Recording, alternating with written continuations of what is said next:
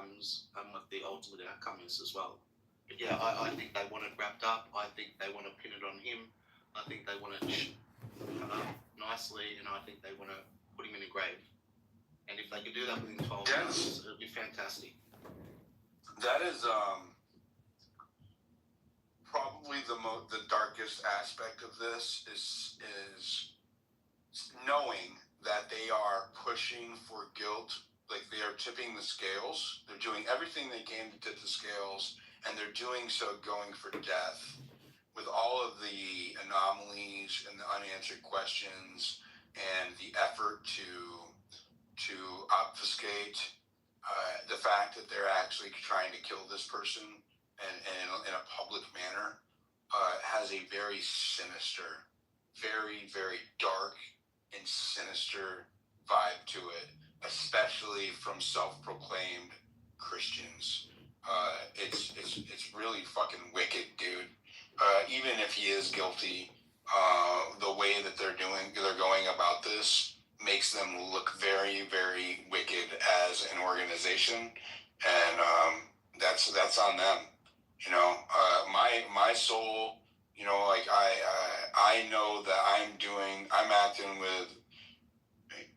acting within my principles, and that's how I stay aligned with my God. And when I go to answer my God at the end of my life, I don't have to try to bargain with him. I know that I'm not going to have to try to rationalize or justify my actions or inactions. But these people, they are going to have to answer. And so it doesn't even really matter. I want to see justice carried out in this world, but if it's not, it's going to be carried out in the next. That's my belief anyways. That's my little diatribe. Sorry. Go ahead, Red Road.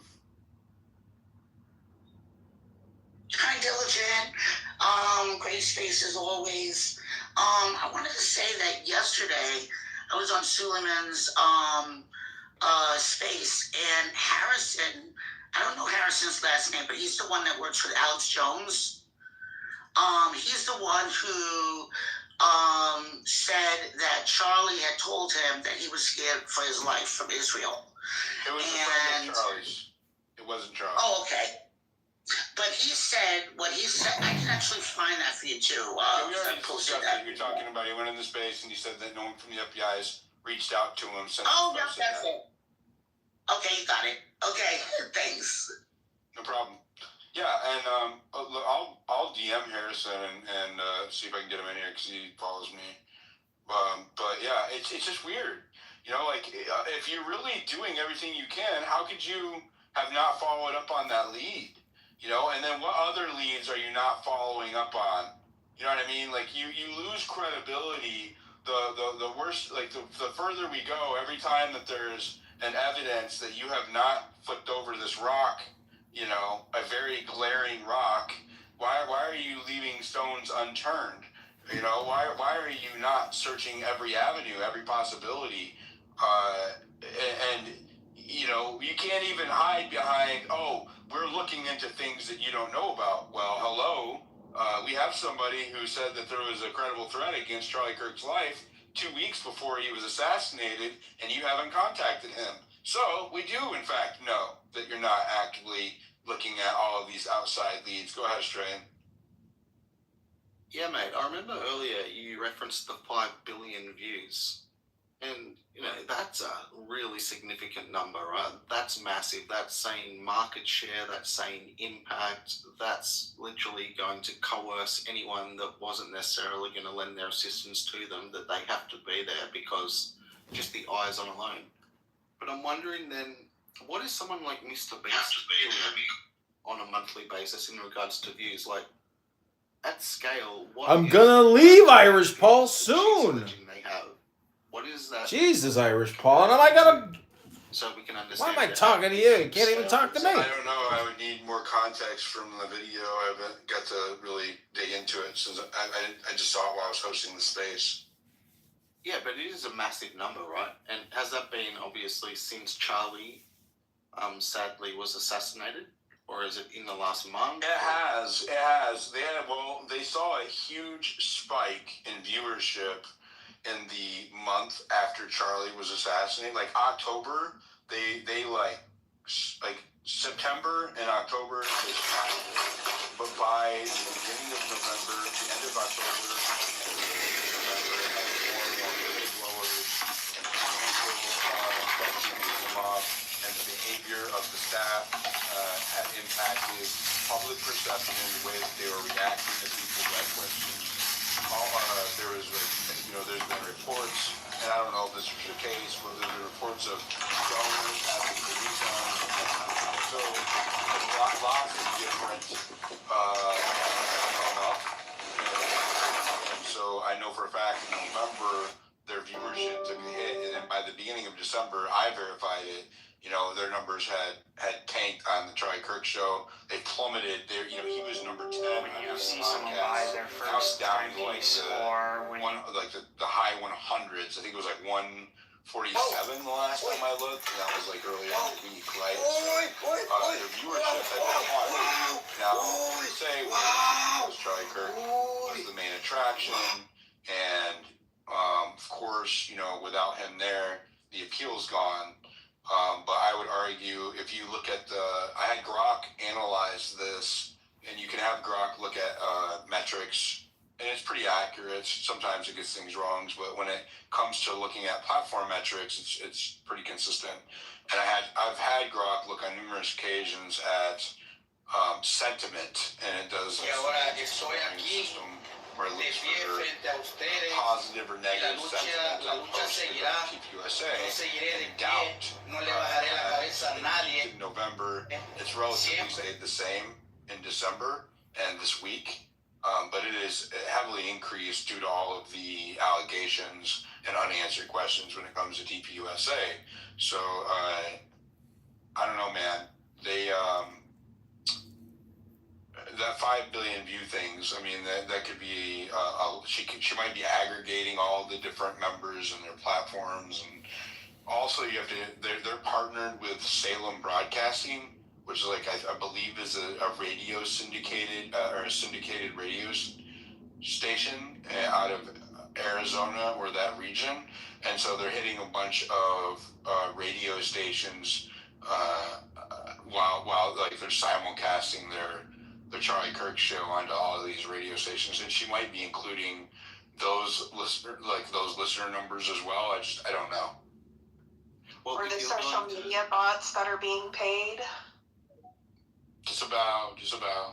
If you're going to sell it or potentially put on the market to at least try to figure out, hey, listen, is there an offer here on the table?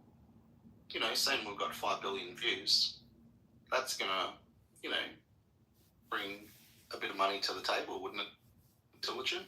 There's a few people that wouldn't mind being involved. Well, if you're at Mar-a-Lago and it's $3,000 to $10,000 or $3,000 to $7,000 a plate or whatever, and you're in front of a bunch of Trump-level donors, and you're trying to sell your organization for the midterms next year, you're definitely going to tout the viewership numbers to try to entice some donors to throw their money in.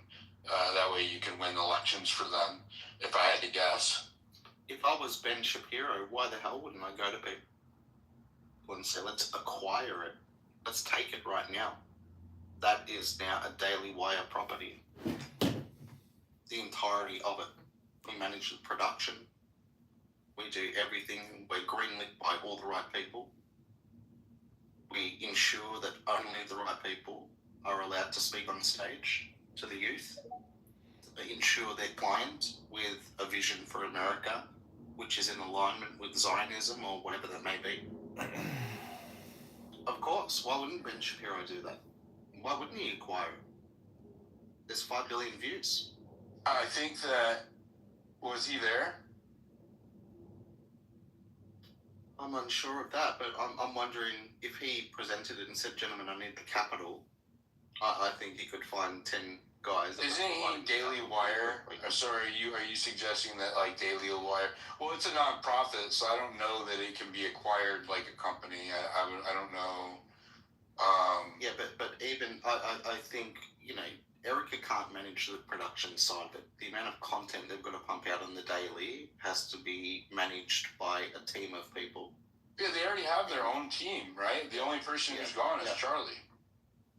Yeah, that's right. So it's not Erica going to be telling them what they need to pump out every single day. Well, it also makes it weird that they're putting her out there out front right now because she's not particularly appealing, like, other than being a victim right now and the emotion that comes along with that, like the victimhood, which I'm not disparaging. But, like, other than that, it's not like she is... I haven't seen anything that, like, puts her at the level of Charlie Kirk as far as, like, interest or intellectual conversation or like political appeal, if that makes sense. Like, what I don't understand why they are putting her at the forefront, other than they're facing a lot of heat right now, and they're trying to shield themselves behind her and her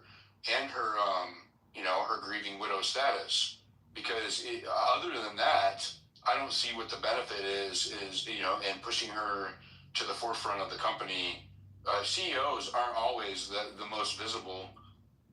I mean, they get a lot of attention, but a lot of times they're doing, like, the background networking. They're going to these, like, galas, or they're talking to donors or whatever. And all the day-to-day operations and the shows and productions are handled by the other members of the board, right? Like, it is weird to me. No, absolutely. And she doesn't have any CEO experience. The way that they gave it to her, from what I had read, because I did read up on this, and I could be wrong, but from what I had read, she had pretty much just been like a unofficial advisor to Charlie during his CEO status at TPUSA. And when you look at her background, she has background in modeling and as an actress.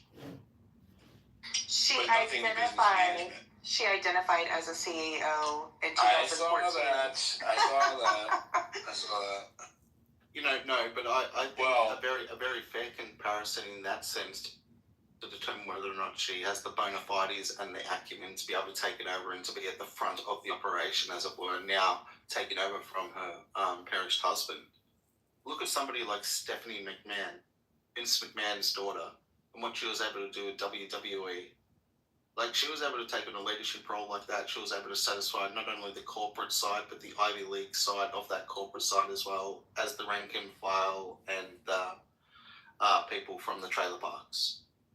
So she had the full capability to be able to do that. I know she was hooked up with Triple H or whatever later, and now it's become a behemoth and they've sold it onto something else. But she had that capability to be able to stand in there and immediately take charge, have the respect. But she was also... Yeah, but she was also raised in that environment. She wasn't raising Exactly. kids and a family and just married into it recently. I mean, whenever you're there from the beginning with something like that's what you've known your whole life, that's one thing. Like, if Charlie's kids had grown up in this environment with it for their whole lives, like, yeah, handing it down to them, they're going to know exactly what to do. But since they've been together, I mean, she's predominantly just been pregnant and raising babies, which is a completely different experience than being the CEO. Did you call her like a baby factory? I think that's very interesting. But she was basically, I mean, in a trad wife position. Well, let me give you one other quick example then, for consideration, Noxie. Her name is Terry Irwin. She was the crocodile hunter's wife, Steve Irwin's wife, right? And Steve obviously died through a tragedy many years ago, and she was left with two young children, Bob and Bindi. Now they're both 21 and I think 25, 26 now, but they've grown up without their father, but they've tried to keep his memory alive. So all they've ever done since then, with all the money that's come in, is acquire more land here in Australia for wilderness and for conservation, and they do it all under his name, and they're just on that farm. They're at Australia Zoo every single day doing their stuff. They come over to America, they go to Vegas, they do the Australia Week with Nicole Kidman and Hugh Jackman and plenty of others, but they're solely focused on that legacy and that task. But it's still largely private for them. They have their inner circle, but everyone's in it for the right reasons.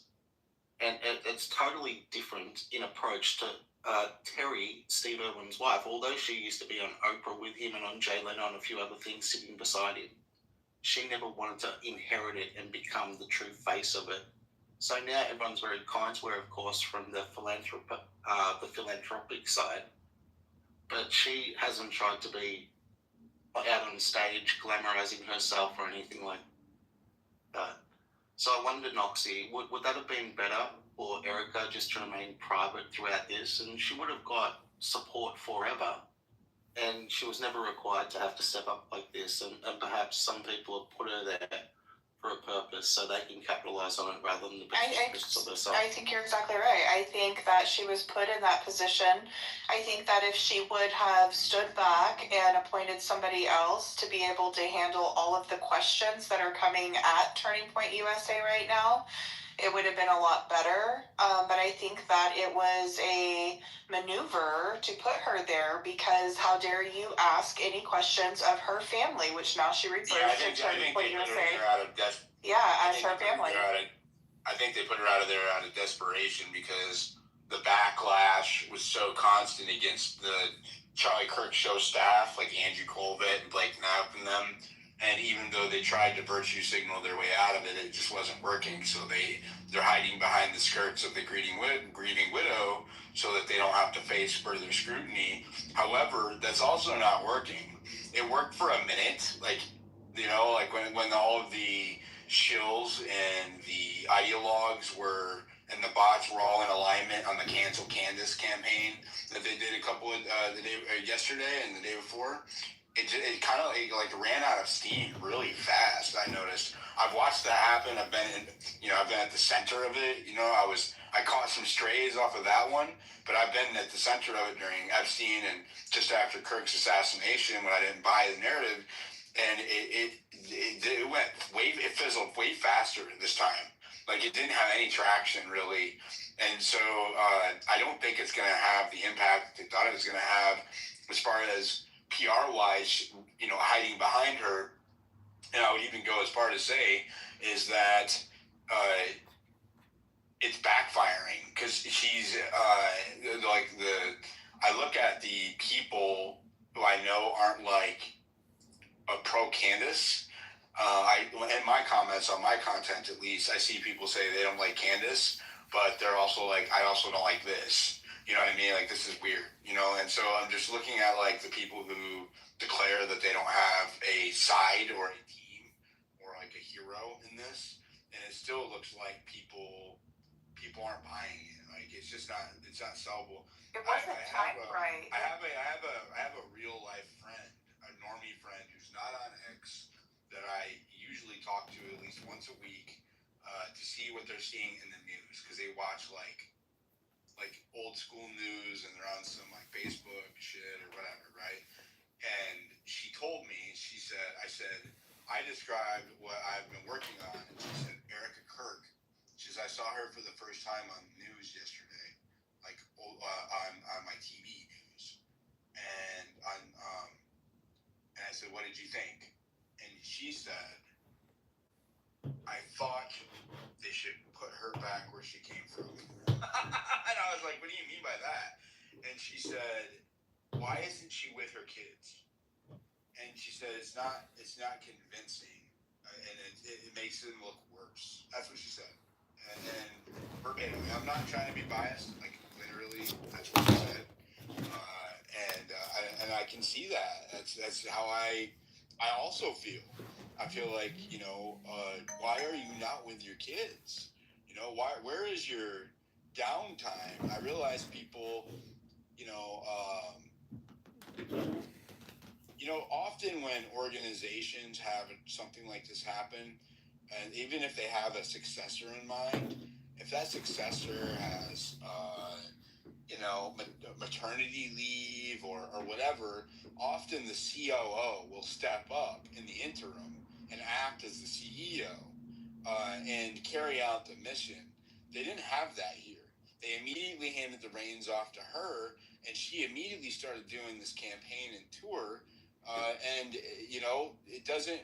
It makes the grieving widow thing have less impact because you have not given any indication that and maybe I'm being cold-hearted here, Tani, but at least publicly, you haven't given any indication that you are actually a grieving widow, right? right? And whoever handled that it's on them. But that's a fact. That's the fact of the matter. It's looked disingenuous or insincere at best. Numerous occasions. I'm not convinced, and I wasn't even looking at her with a side eye until I had seen her a few times, and it wasn't really until just all of it, and not just her, the TPUSA staff, the production element of all of this, in Arizona, and just all of it, the rally aspect of it. A lot of it didn't have any, like, there was no somberness to it, no humility, no no somberness, especially. Where is the sincerity? I don't get that from them, and I haven't, and a lot of other people haven't either. And their behavior towards people who asked questions, right, who did not make accusations, and the lashing out, and just all of it, it just adds up to sus, and they have created this themselves. They have no one but to blame themselves, and it could have been easily avoidable. And there's been numerous times where they could have pivoted and like explain, hey, we just didn't know how to deal with this in the aftermath. We're gonna try to answer some of your questions now as best we can, and even just try to talk to the people. That's what Charlie Kirk did. His platform is built on having conversations not with each other, but with people, with the people, we the people. His platform was built on reaching out across the aisle and down into the muck, right, into the peasants, and talking to everyday common people, and they're not doing that, right? They're acting like elitists, they're acting like the establishment, and they are treating people with disdain and vitriol in some cases, and they deserve everything that they're getting in return. They have nobody but themselves to blame. I have zero sympathy for that. Zero. Go ahead, Australian Fox, and go, Casey. Yeah, man, a super interesting question that came to my mind then is Charlie was willing to talk to all people on the extreme left, right? People who are literally batshit crazy.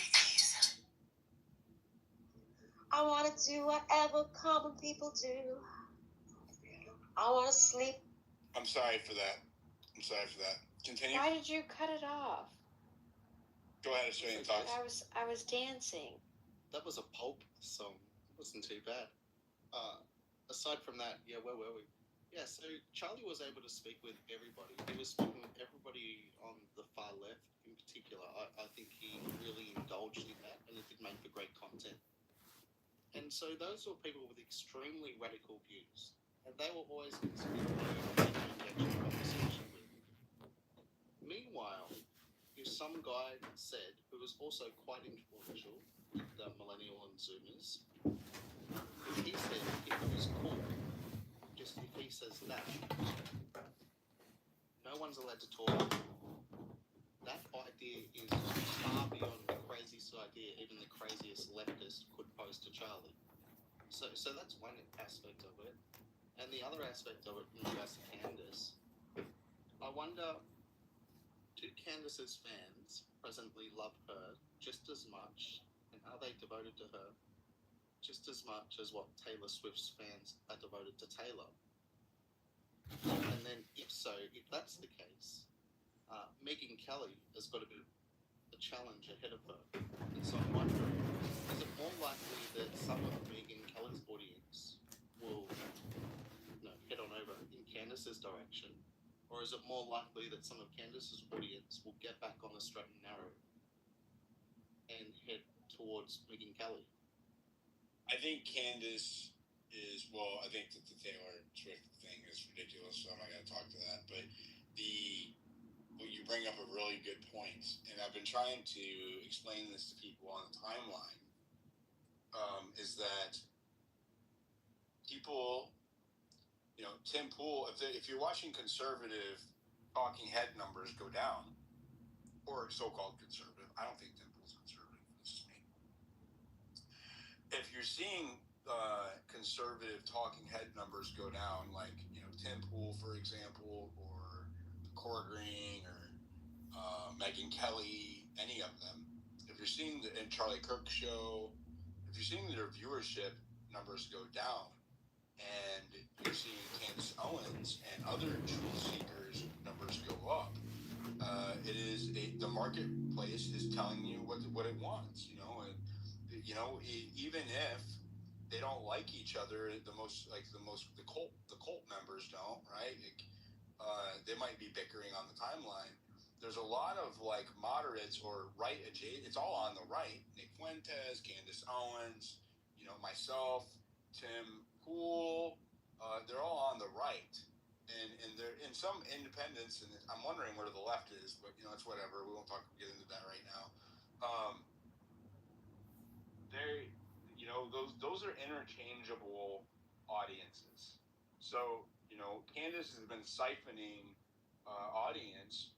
Well, actually, I wouldn't say siphoning, because that's probably they have been bleeding audience to Candace, because they're pushing the fucking bullshit. They are selling something that is hard to defend, right? Like it is, and they're doing so based on, instead of having an objective conversation based on evidence, they resort to ad hominem and straw man arguments and various fallacies to try to defend something that is incredibly difficult to defend. And not only are they defending the narrative, they're exhibiting a lack of curiosity into exploring alternatives to the government narrative. So people are going there looking for variety, and they are looking for integrity, and they are looking for honor, and they are not finding it in the former, right? That is why Candace is seeing a surge. It's not necessarily that they're all huge Candace fans. It's just that she's offering them something different, when all of the other, so-called conservative media heads are all selling the same thing, which is government fed slop. Does that make sense? Yeah, do you recall when Nick was on with Tucker, and Tucker asked Nick, how did you even commence on this journey? And he said, well, it was actually Mark Levin. Mark Levin radicalized me. Obviously, Mark Levin took exception to that. He lost his mind about it, but it was a perfect little throwaway line from Nick. And then during Piers Morgan, he said something similar as well. So these guys are setting themselves up to fail, I think, Diligent. There's no way they are going to win over a younger audience any longer. During that conversation, I think Nick said to Piers, the 3 books that he would recommend to people, and he threw Bill O'Reilly under the bus. The first book he referenced was Patriots and Pinheads, Bill O'Reilly. And I think the second book he referenced after that was Mein Kampf. I can't recall what the third one was, but there were 3 books. But the link, like for inner city kids, a kid like me that never were around. O'Reilly was at home and spat out his tea all over the television and threw the book down or whatever it is. Because now it's been associated with Nick Fuentes, and Nick Fuentes is recommending that book to his people. They're changing. They're changing Nick's image, though. I mean, you saw him go on Crowder, right? And Crowder gave him the 3 questions, the gatekeeping questions. Are you anti-Semitic? No, I am not. Will you kiss the wall? Yes, I will. No, I'm kidding. That wasn't one of them. We need people to rock the boat a little bit, bro. We don't need no boring motherfucking house. You can go find some other house there, Sam. If you like some boring house where everybody's got if people don't fit your description of intelligence even, you want to kick them down, bro. That's bullshit. Yeah, thank you. Actually, Jojo, shut up. Let me speak because I have history. Yeah, go ahead. This with this loser. I have this loser is like Nobody wants to do it. Hurry up. Shut up. He's like wannabe. He needs. Shut up. Hurry up. Shut up. Let Juju. Guys, let's go King and then Juju and then I'm gonna insert myself and let someone else. King, go ahead. Put me in the queue, almighty master Jeremy. It's like, I want to be autocrat. He's like, he want to be elite. It's like, oh, we should talk about. He's like these, like, middle, like, Asians, like, guy who wants, like, he's stupid. And he thinks he's smart. To want to be like, what's smart? I know him. He's a stupid. Smollier. Oh yeah, Timmy Smollier. Yeah, it is Smollier. I do speak French a little bit, and I speak Creole, so it is Smollier. Look, I already said that there's nothing that Nick couldn't say that would shock me because he covers all of this stuff on the show, so we'll leave that alone for a second. Listening to all the stuff you guys are saying, did you guys watch real quick, and I don't mean to bring up anything new because I feel like you're trying to end this space, but just real quick question, did you guys get a chance to check out Candace Owens on Jimmy Dore? No, it's not about me making this about Candace Owens, but did you get a chance to check? Trying to make this about Candace Owens. Nah. But she came out and said that it was Andrew Colbert who told her that that Charlie got these threats. She also said that Andrew Colbert, now because she's saying Andrew Colbert, this is the only reason why I'm bringing this up. If she said it was a mommy sleuth, then I would probably just leave it alone.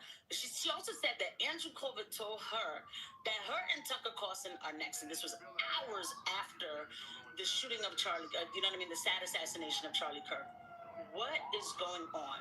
Furthermore, and this is the last point real quick, who the hell is Tim Pool? I was looking at the redacted, this colonel came up, and this colonel... Malcolm made a great point. So, what I got from that, and what I want to contribute to Malcolm's point is, are we going to be for entertainment purposes, or are we going for educational purposes? Because it's kind of like, it feels like we're trying to go either one way or the other, not really in between. I love that submission, Juju. But if you're done, because I think I'm next, but I want to let you finish because I love that submission. May I go after you, Jeremy? Yeah, go ahead. Yeah, Pocket's Let me next. say hi to Cora, my love. I love her. We all love Cora, you fucking demon. How dare you interrupt the conversation just to point out that white is white and black is black. Everybody loves Cora. Stop it. Just stop it. Yeah, dear. That cake. Yeah, I thought she was black. No, that's my be. and I guarantee you, she is just as pleased and tickled as I would be if you thought I was a black man. But let me just respond with this. Wait, you're right? not Jeremy? Oh, bless your heart, Sam. Hey, Juju, can I do? Yeah, Jeremy's black for sure. From the way down. To the height. Stop it. I love your beautiful union. Let me just say this, guys, is that, hold on, let me just say this really quickly, and then I'm going to pass it to the next person, is that I think Juju asked a really important question, and this is why I was trying to understand Sam and Steve's big rooms, right, is that we need free speech, we need discourse. That's why I fuck with Talking News, is because two people with violently different opinions, to the point where they're like heated, can have that conversation without someone in power saying, you know what, we're having an argument, but I have power, so fuck you, I'm going to silence you. That didn't used to happen. That's what made it good. And I know that makes chaos sometimes, right? And I agree, there's a nuance, like how much chaos versus how much free speech. But what I would propose, and I want your guys' take, is that the vitriol personal shit, Mountain, when you say we need doxing, we need messiness, no, dude. Hold on, you did say that. What I'll say is this. Doxing? I thought you said that. I thought I heard that too. Do not go down the left turn. Do not go down the alleyway. Wait, I won't. I will not. I will. Oh, okay, so yeah. I want to clarify, I never said doxing. Did I say that back? Okay, so let me adjust by saying, I think that whatever you say from a free speech perspective, no matter how much it hurts, it should be permitted as long as it's genuine and it's trying to build on the conversation. That's a controversial statement. I just want to say that King is a bit of a pussy ass. I was next, King absolutely is a pussy ass bitch. I was next, motherfucker. Oh, somebody's butthurt. Hey, y'all. Hey, this is the story all about how my life got flipped. Okay, thank you. It's my turn. So I just want to say, when it comes to when it comes to if we see it as entertainment or education, it's subjective, right? Because even your guys' crash outs, I'm taking notes on how people are acting. I'm taking notes on what triggers people. I'm taking notes on, the behavior of people. It could be a learning experience through the fucking chaos. I don't think, people understand that's how governments literally learn to control people is by taking notes on how we respond to chaos. So I think it's important to see even the craziness of y'all. There's something to learn with that. I think it's really important. Sociology, psychology is really within this app. I don't even go to college for it. You guys are spitting examples of what would be used in these courses in college. So I feel like it's really important that to see the learning experience within all this craziness, because you guys are different characters, different breeds. Did I just hear I was a lab rat? 100% for me, yeah. Yeah, 100%. All right. I've never been one of those before. I'm here for it. Dude. Hi everybody, this is Musician. I'd just like to play a little flute for you, because I know we spend so much time talking.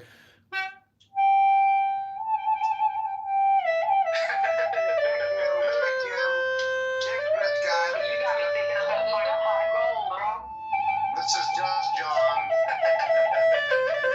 That guy told you was crazy, dude. It's John Kelly. I'm sorry. I'm so sorry, and this is messy, but that's kind of what the conversation. I am so sorry. I'm so Canadian, but that's kind of what this conversation is about. Not Canadian, but like what makes a good room? Like what builds a good room? And here's the messy nuances. What I'm trying to understand. This is why I asked Steve the question about how he builds his room. I know Sam has a house. I know Cora's been on this app forever. Do you remember Steve's one-word answer? No, you know how much weed think I you smoke. would Stop it. remember. You know how much weed I smoke? Stop it. Stop it. Just stop being so discriminated against the weed smokers. Just tell me. Don't ask me. Come on, you demon. I think complete freedom is what builds a good room. I think the cafeteria vibe at school to have is a good vibe. Like everyone's talking over each other. We're having different conversations. Check her house. We'll yell for a few minutes. It's only 2 minutes till your life, maybe 5. You're not gonna die. Let the people argue. You know what I mean? I feel like I like that vibe. The whole queue and all that shit. Like if someone wants to go and they're that desperate, I'll let them go. You know what I mean? I feel like it's. You want to go? Do you want to It's go, not bro? only that. It's not only that, Pocket. Do you want to go, bro? Dude, I'll go, bro. Pockets. We've had literal trials because people have been offended by some pretty bullshit stuff, and then they get canceled for literally that's sometimes weeks or months, and it's bullshit. I think Why it's would got y'all that hold the in. trial? Y'all activating these characters. He's angry that he can't get his free I'm talk telling you, therapy. it's a cancel culture disguised as fucking entertainment. Straight up, bro, is what it is. And some people enjoy it. Some people really do weaponize it, and they disguise it as entertainment, but they weaponize it. Steve,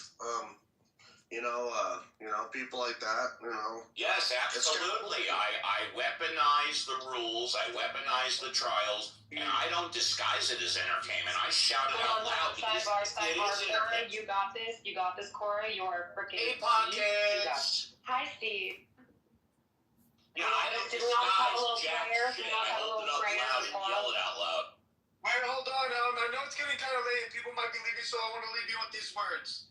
Always remember to take care of yourself and each other. Smoke a big fat bowl, yeah. I feel like if everybody smoked a blunt at once, this world war would be done.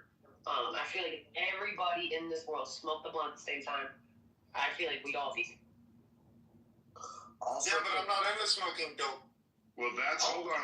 How old are you, bro? You call it dope? You don't even know what a Grafenberg is. Just a grown-out woman that don't know nothing about her spots. That shit is weird. And I learned, fuck it. It's just me too. The problem is you, Aurora. Hello. Here he is. Come to say hello to us. I would like to read to a talking ape a poem to see if a talking ape can comprehend said poem. Shut the fuck up. I love this. Go ahead. No, read the poem. Read the poem. I love the poems. Go on. There is no burning for him, who has completed the journey, who is free of sorrows and all else, and who has broken off all chains. The mindful put forth great effort.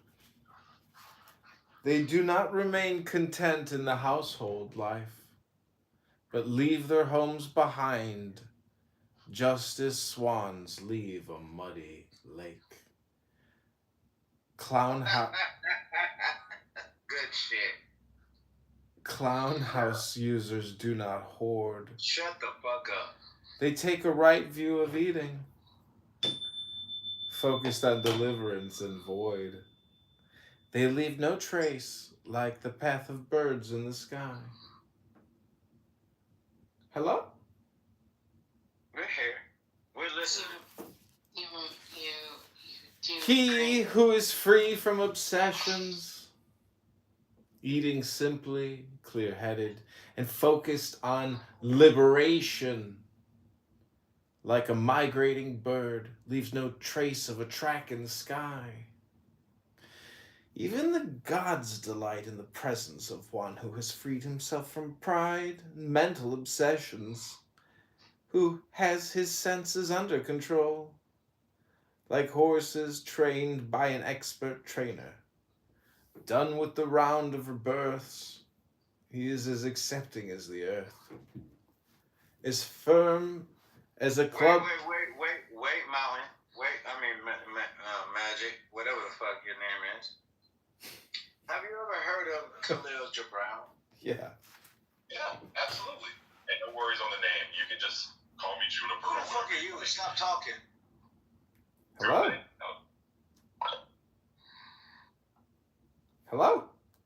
Have you ever heard of Khalil Gibran? Yeah, I've seen the books. I don't have any of his books. And that's what I think that you was going from. No, I'm reading from the sayings of the Buddha, the Dhammapada. Oh, shit. Yeah, dude, you sound like you was following Khalil Gibran. Yeah, it's all very similar language. But not many people know the Buddha. A lot of people know that Buddhism is big, but they've never read the sayings of the Buddha. I have.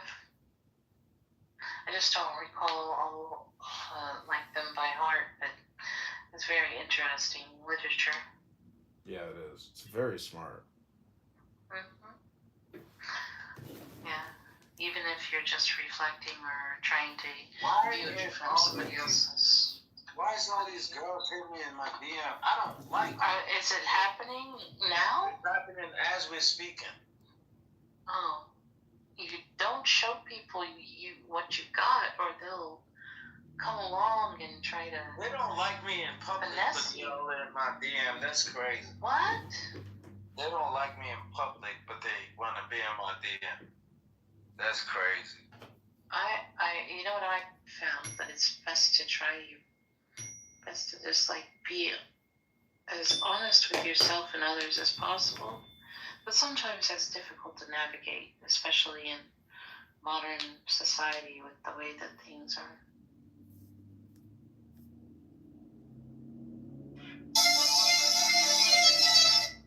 No, I don't have Telegram. I don't have access to Instagram or Facebook. X? What about X? Yeah, that's fine. Yeah, Nora Bandura. Noora!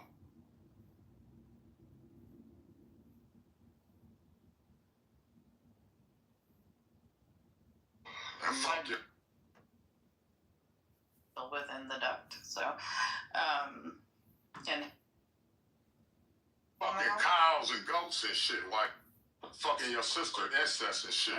What's up, SA? You need some honey BTR. I know you love it being up front. Oh my God, Tommy, you still running around with trannies? Nigga, you's a faggot. Hold on, play on this shit, nigga. You's a faggot, You like trans, bro. Shut your bitch ass up. Oh, man. That's 11 BTR. Nah, bro. We know you was fucking trannies in real life in Vegas, nigga. We know that. We knew that 4 years ago, Train. We knew that 4 years ago, Tommy, tranny lover. That's going down in this motherfucker tonight, Friday Night Lights. You fuck with Cheney in real life, nigga. You got mad PTRs and Cheney.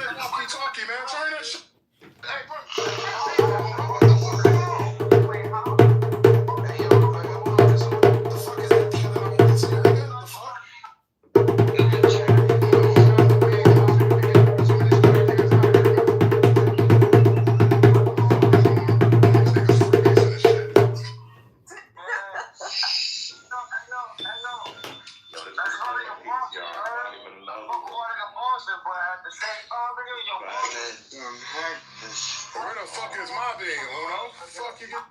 I'm not gonna play video game. We was talking about it yesterday. You should play video game. Hilarious. I love this guy. Everybody gives him shit. But really, what he's trying to do is Roofie, that's his name? Roofie? Okay. What? He's trying to like instill a sense of telling people to read books, for heaven's sake. Join the book club. Stop being mindless. Are you logging on there, Liquid? No, I'm not trying to play a video game right now. I was just saying yesterday. I was trying to look at book club shit right now.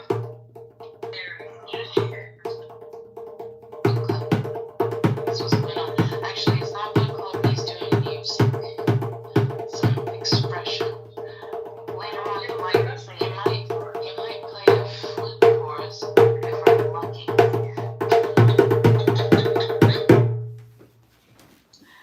Yo, Princess, is that you? What? Is that you? Am I PCR? Oh. Oh shit, someone on the meat club. There's a meat flute. The meat club is crazy. Y'all do just like a lot that's supposed to be. Actually, you never really did one. You calm down a lot. I don't like that. The meat flute is crazy. Meat flute is that bad. I'm actually adding that to my repertoire.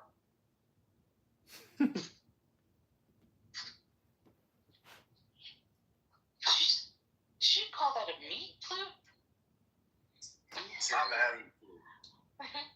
Dude, you said a meat beat. I'll start with the. You guys ain't never heard? No. No, I've never heard that. Okay. Learn something new on this app every day. Yeah. Back channel. We do. Get your back broke. Whoa. Is that what's going on in here? What are you gonna do, snitch? Is somebody? You're the one snitching, motherfucker. Hello? Is somebody in your back channel? Well, I literally went to the other room and started snitching. Literally 3 people in my back channel. Right now?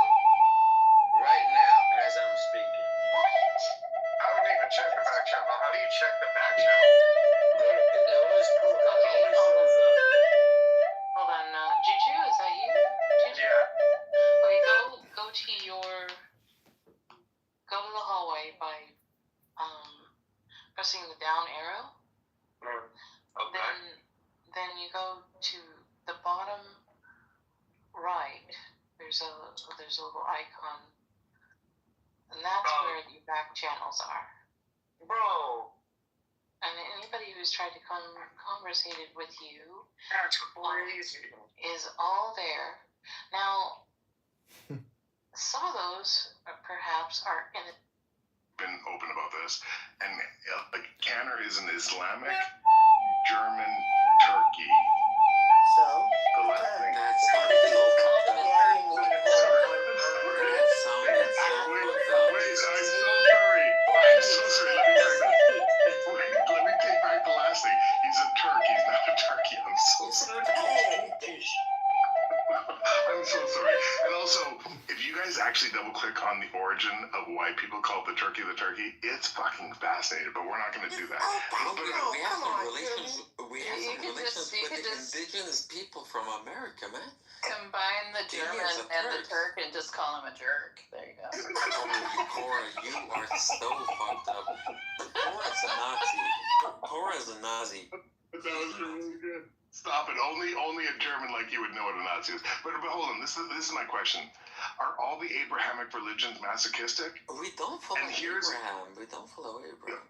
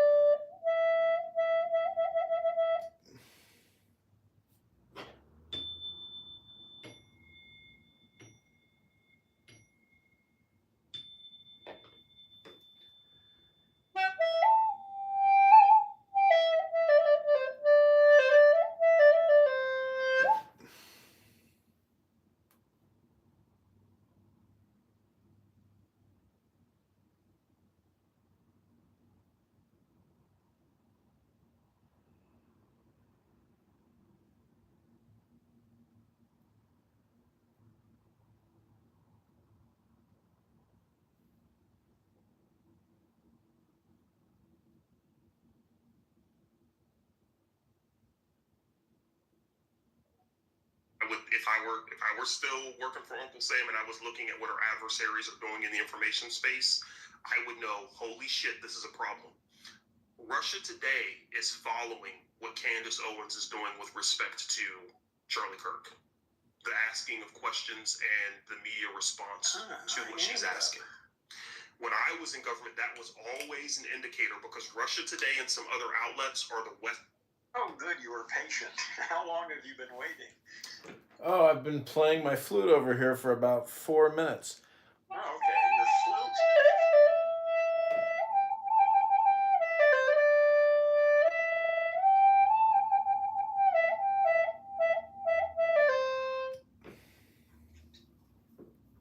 Chinese flute. Have you ever played a drone flute before? A drone flute? Yeah, it's called a drone head. It's like a. Oh, I can imagine. Yeah. Well, if you have two flutes, you can make your own drone. Yeah. Yeah. No, I've played around with stuff. I've had a lot to do with music in my life, so yeah. Yeah. I really just like mixing it all up. It's so nice to, have abundance, so you never get bored. Yeah.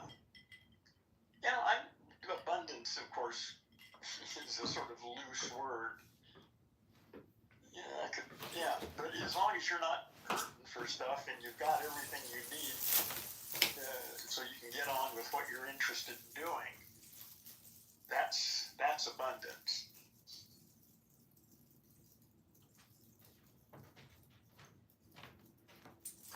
Yeah, space and stuff. I think Alan Watts said something to the extent of it's a question of, what are you going to do with it? Where are you going to put it? Who's going to clean it? Yeah. I got rid of most of my stuff. Whatever I've got some expensive stuff. The stuff I've got I really like, but I don't have much. I don't need much. I knew this Greek family that has a lot of real estate, and the husband was a orthopedic surgeon, very successful, and he had a warehouse full of antiques that he had been collecting for like 40 years. And I said to his son, I was like, "What do you, are you looking forward to dealing with all of that in the future?" He goes, "When I think about it, it causes me terrible anxiety." Yeah, you can just sell it.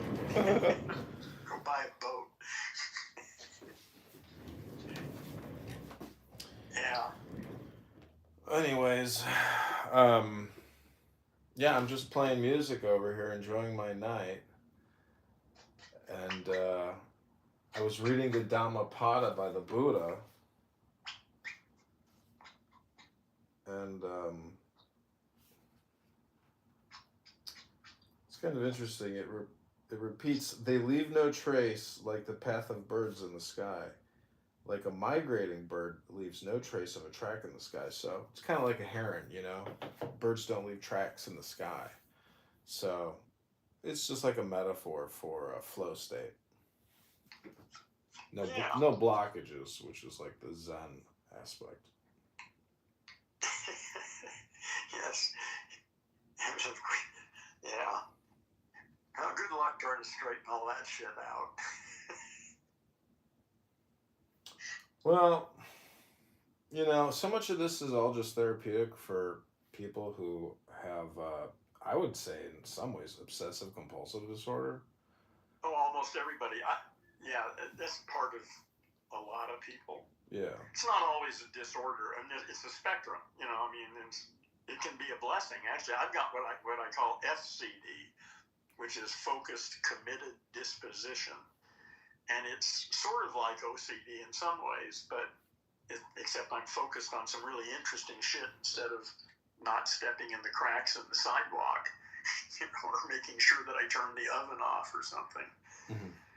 So FCD is my superpower. OCD can be destructive. Yeah. Yeah. Do you know what trichinosis is? It has something to do with pork, doesn't it?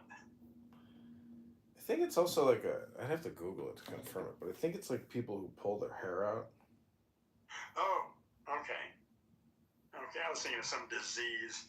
No, I think that is the pig. That's the pig disease, I think, too. I'd have to. I don't know. I'm not gonna. Well, whatever. Yeah. There are all sorts of interesting, OCD symptoms.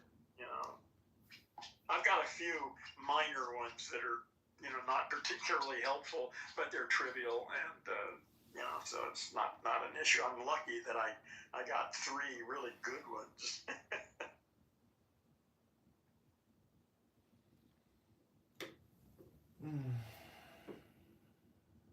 Hey, do you think you've ever seen a miracle in your life? Well, I've had one experience that I just have no way to explain. I'm not sure I'd call it a miracle, but it was just off the charts weird. So I don't know. I wouldn't call it a miracle necessarily. Well, what was the experience? Oh, a dream that turned out to be true. I had a dream one night, and anyway, a guy got killed on a motorcycle in this dream, but it was a really disturbing dream. It woke me up. I was unable to go back to sleep for like an hour, or it was really a very disturbing dream and very real. It was unlike any dream I've ever had before. Anyway, I went back to sleep, and by the morning when I woke up, I'd forgotten about it. But the next day, I get a phone call from. It's a long story. Anyway, the son of a guy I was studying to be a piano tuner at the time. So I had this guy I was apprenticed to. His son was killed on a motorcycle at the exact time I had that dream. Wow. But it was completely different circumstances. In reality, he was on the freeway and he got a flat tire and he dropped the bike and he was run over by a truck behind him. Mm-hmm. And in the dream, it was a train. It was a guy doing weird shit. I mean, it was a completely different circumstance, and yet, there you go. What the hell do you make out of that? I don't know. And I didn't even know the guy. I mean, I don't think I'd ever even met him. Mm-hmm. I knew his father. Because I spent a couple days a week in his garage, rebuilding pianos. Mm-hmm. But I don't remember was ever really talking about his son or anything. It's weird, just strange that would have happened. I don't think I've seen a miracle or like had any. I've never had any dreams that have some kind of correlation or like. Yeah. No, I never have either. This is a one-up deal for me. I was saying it's the only thing in my life that is sort of unsettled. I mean, I know people that have passed on in pretty traumatic ways, which are extremely disturbing, especially when you witness it or see it, and you see death up close. Oh yeah, that's a whole different thing, man. That's not many people have that opportunity. Well, if you work in the medical industrial, I guess you do. Oh yeah. Oh, you see it every day. Yeah. Yeah. Or yeah, depending upon what department you're in. Yeah. Mortality. That's a big one. Yeah, I remember my uncle said to me once. He's like, "Oh, you had your first taste of mortality." I was like, "Yeah, shit, you were right." It's the first time I've ever experienced, that medical situation where it's an emergency and you're like, "Oh, my life is being threatened here."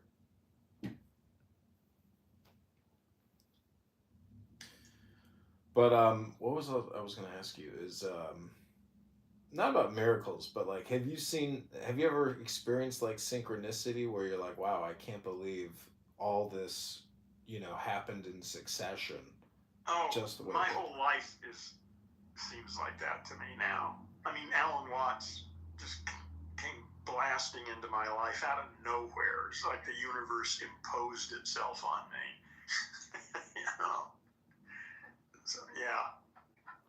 I was thinking about him today because there's so much stuff about, well, I don't know. We just live in such a crazy polarized time, and maybe it's always been like that, but Watts, I get the feeling that Watts and his philosophy and his background, being from England and having that accent and his Buddhist, anyways, I'm just saying that America was like the perfect garden for him to thrive.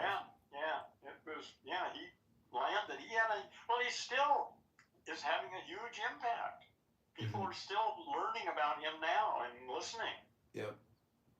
A lot of Christians really learn Christianity from him. Really?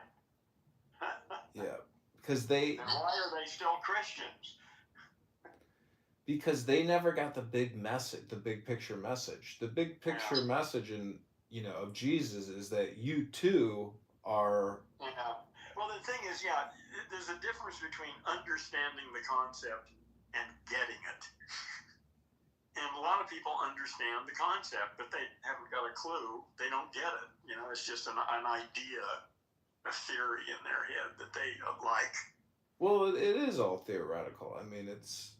No, not until you get it. But you can get it, but you're still so susceptible to, aches and pains and everything else. Oh, that's a whole separate issue. Yeah, but that's just, you got to deal with your sensory data. Whatever that is, you deal with it. But your maps aren't getting in the way if you're dealing effectively with whatever it is you're dealing with. Well, anyways, I mean, it's just, you witness so much friction in conversations and communication. Oh, yeah, amongst the Homo sapiens, yes. Yeah, they love that shit, well, especially here in Clubhouse.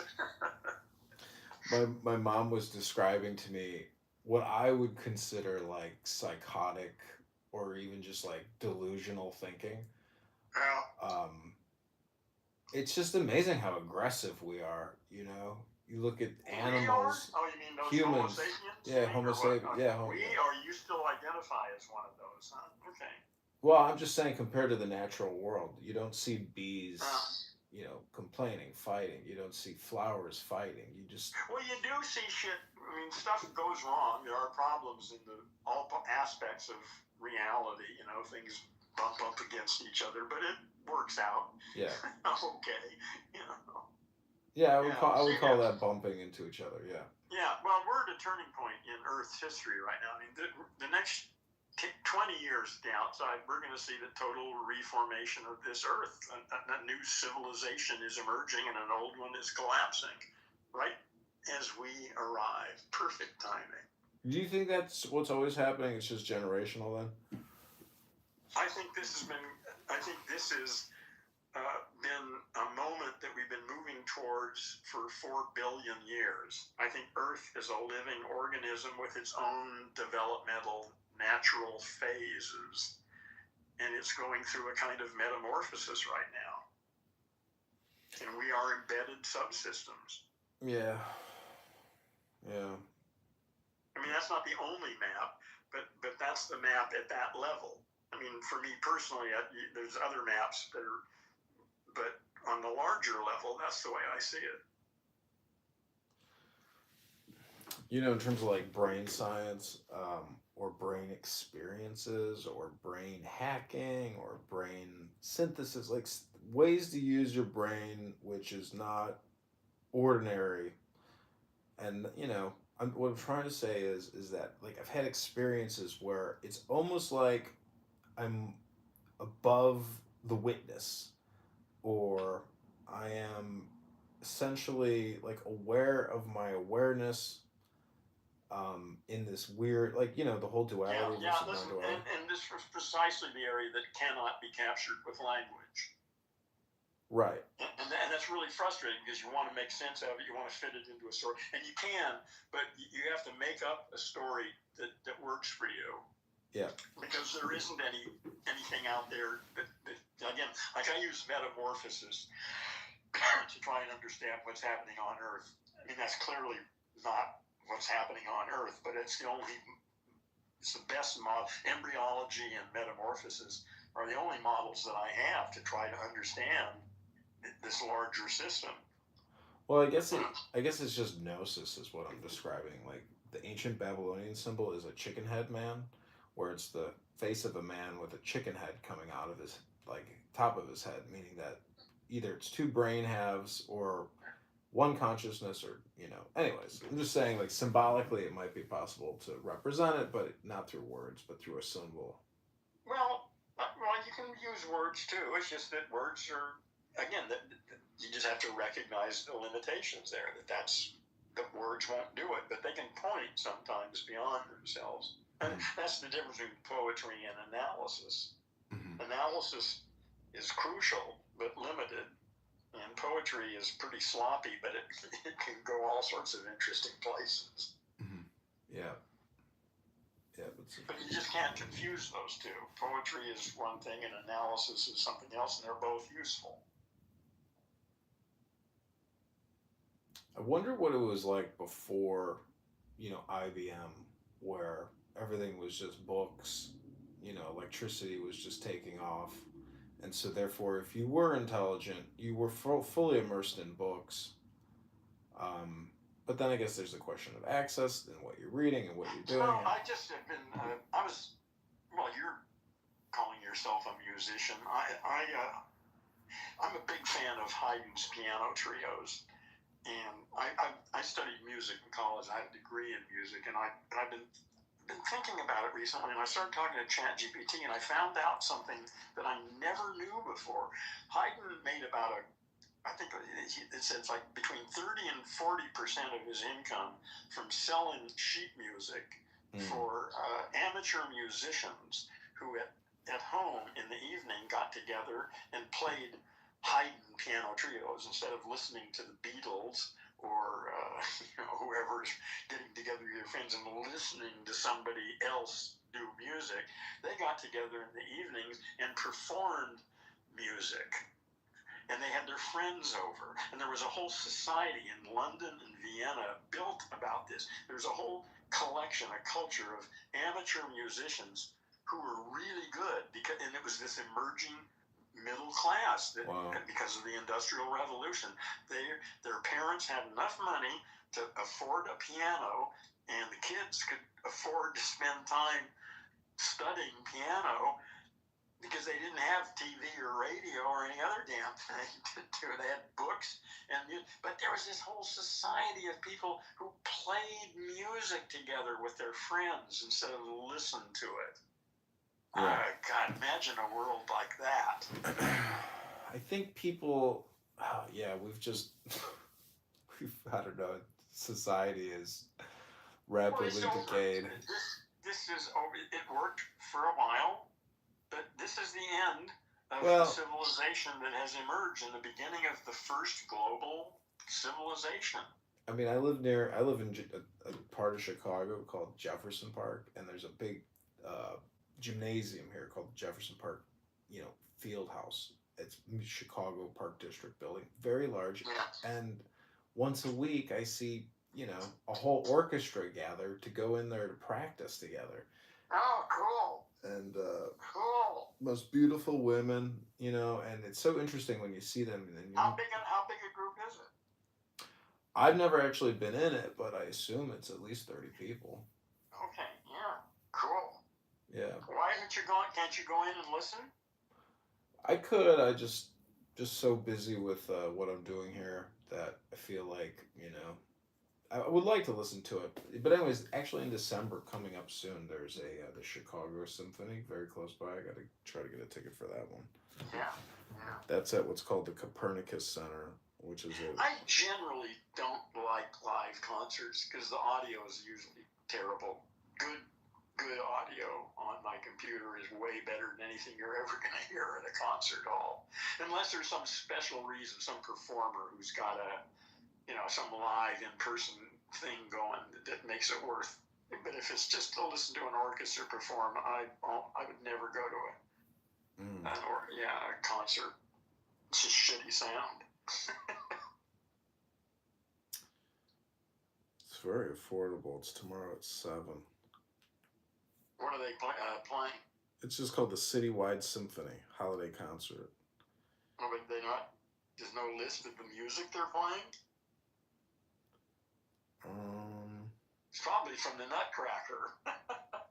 Yeah. It's at a Polish amphitheater, so.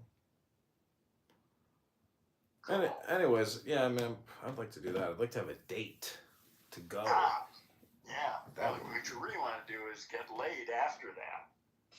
Oh, before it, after it, in the morning, During, the next whatever, day. yeah. Okay, let's move on to the next subject.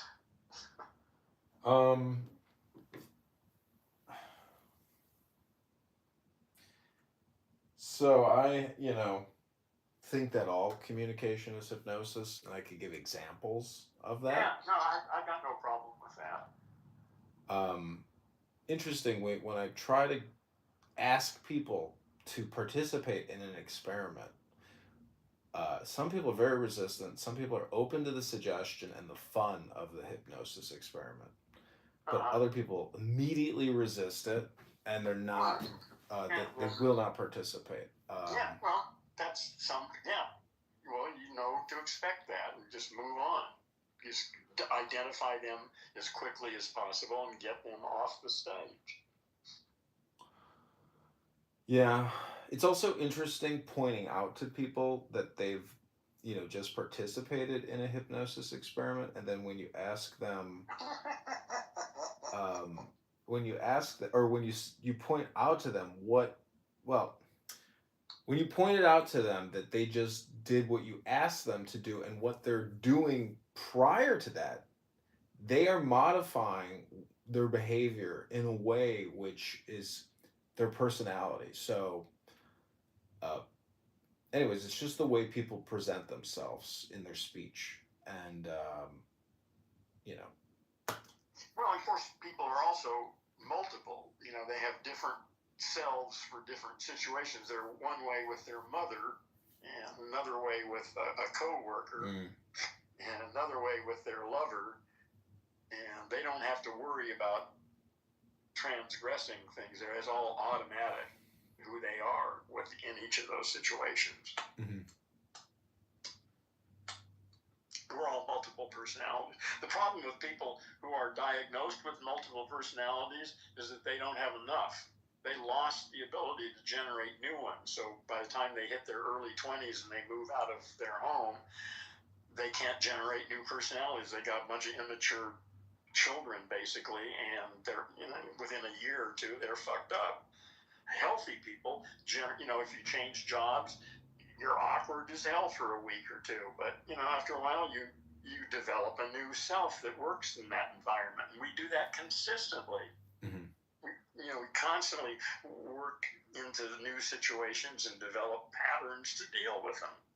But some people lost that ability, and then we call them multiple personality disorder.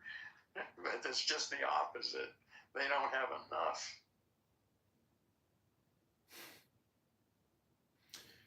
Yeah, I mean, if you view the self as being the universe, it's infinite. So I've heard Alan Watts. Big self, you mean? Okay, I was talking about little selves.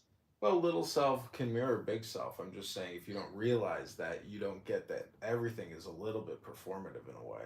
I mean, I see doctors shooting advertisements, and I can't stop laughing because I'm like, that's performative. Like those two people aren't going to get me in the gym. So it's like I'm just saying communication. Everybody is, a human being, and when people make advertisements, marketing. Yeah. Everybody is marketing. Well, not everybody. But even if you're not marketing, then that becomes a form of marketing. Right. Well, I mean, the cell phone has just changed communication in such a crazy way that credibility is created from the phone as opposed to like what's actually in the person. And and that doesn't work. I mean, and we're finding that out. That's not a problem. That's all going to collapse. There's only one way you can really have a relationship with someone, and that's the way we're doing it right now, by talking to one another and doing it over a period of time. Yeah. Typing messages back and forth. That's fun, I guess. I don't know. I don't spend any time doing that, but that's not communication. That's not getting to know somebody or thinking about anything. That's just, it's just Homo sapiens misbehaving, or that's just what they do. That's what the old species does. They don't have a clue about what's actually happening here. Well, also, I think you can get fooled very easily in communication and not realize you're talking to a ghost or a scam or, somebody in Nigeria. And you can be fooled if you, most people, you're right, most people can be fooled. I'm really hard to fool now. I mean, I used to be fooled. I mean, I'm quite aware of what you're saying. It's been a long time since I've been fooled. Yeah. It's possible, I'm sure, but it would take quite a undertaking, or some very special. I don't know what it would take, but certainly it's possible. But again, I'm not identified with the voice in my head. I listen to it. And I hear when it's full of shit, and I notice it. And if it's significant, I deal with it. Yeah. I mean, I'm not saying anything specific about you. I'm just thinking about... No. It's true for almost everybody, though. You're right. I mean, most people literally are a bunch of brain-damaged language monkeys. Totally under the spell of the voice in their head and hypnotized by it. Well, it's not just the voice in your head. It's what you're listening to outside of the head. Well, it's all of that. It's everything, yes. Yeah. It's funny, though. I think the voice in the head is probably the... it's hard to say, like, whether the voice in the head is more problematic than the voices you hear outside of the head or what's transmitted in, because it is just one unified system. The inside is most important. So because that will determine how you interpret what you're getting from the outside. So from a therapeutic perspective, if somebody is having depressive symptoms and negative self-speech, if you want to condition that person and suggest to them, intelligent ways of dealing with their emotions, etc., programming them with, like, I was working with this girl today, and I said, say out loud, the more I think. She repeated after me word to word. This is like a hypnosis session that she agreed to. And the statement is, the more I think, the more I speak, the further from the truth I'm going to get. And then, explain to me, what does that mean? And so that's where you can test comprehension and understanding of that maxim, you might call it. Yeah, it's not. I don't have any general rules. First, I just have to talk to, because some people aren't going to respond. Some people have organic issues, especially in depression. That ain't going to get fixed by changing the way they talk if it's an organic issue. If it's not, then they're game for my stuff. But yeah, there's lots of approaches to this. But depression is something I've come to, at least most of the things I've run into, is I think it's largely organic. They've got some chemical imbalance, but talking about it doesn't seem to make much difference. Mm-hmm. Well, not talking about it, but talking about the true self, as opposed to your obsessive compulsive, personality projection. Well, that's good. Like I said, my sense is that talking like that to the people, any impact whatsoever. They hear it, they come back the next day with exactly the same food and the same thing. Nothing makes any difference to them. And my sense is, because it's not totally talk related, there's maybe some organic issue here that needs to be dealt with. Chemicals can make a huge difference. I mean, Prozac made a huge difference in a large number of people's lives. It got out of control after that, but for some people, that they've been struggling with years with all sorts of shit, and after a month on Prozac, they didn't have that problem anymore. Period. It was gone. But that was rare. You mean depressive episodes? I mean, people who are diagnosed as being depressed. I don't remember all the MDS categories for all this shit, but back then it was depression.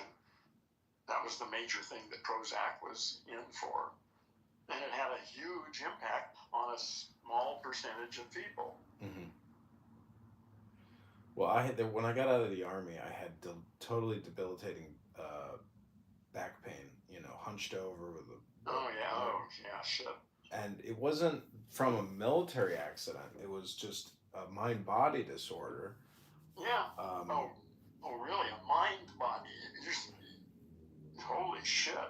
Yeah. I mean, I don't know if you've ever read Dr. John Sarno's How to Cure Your Back Pain, but mind-body meaning that I just had built up sadness, built up rage, built up anger, had a lot of repressed emotion.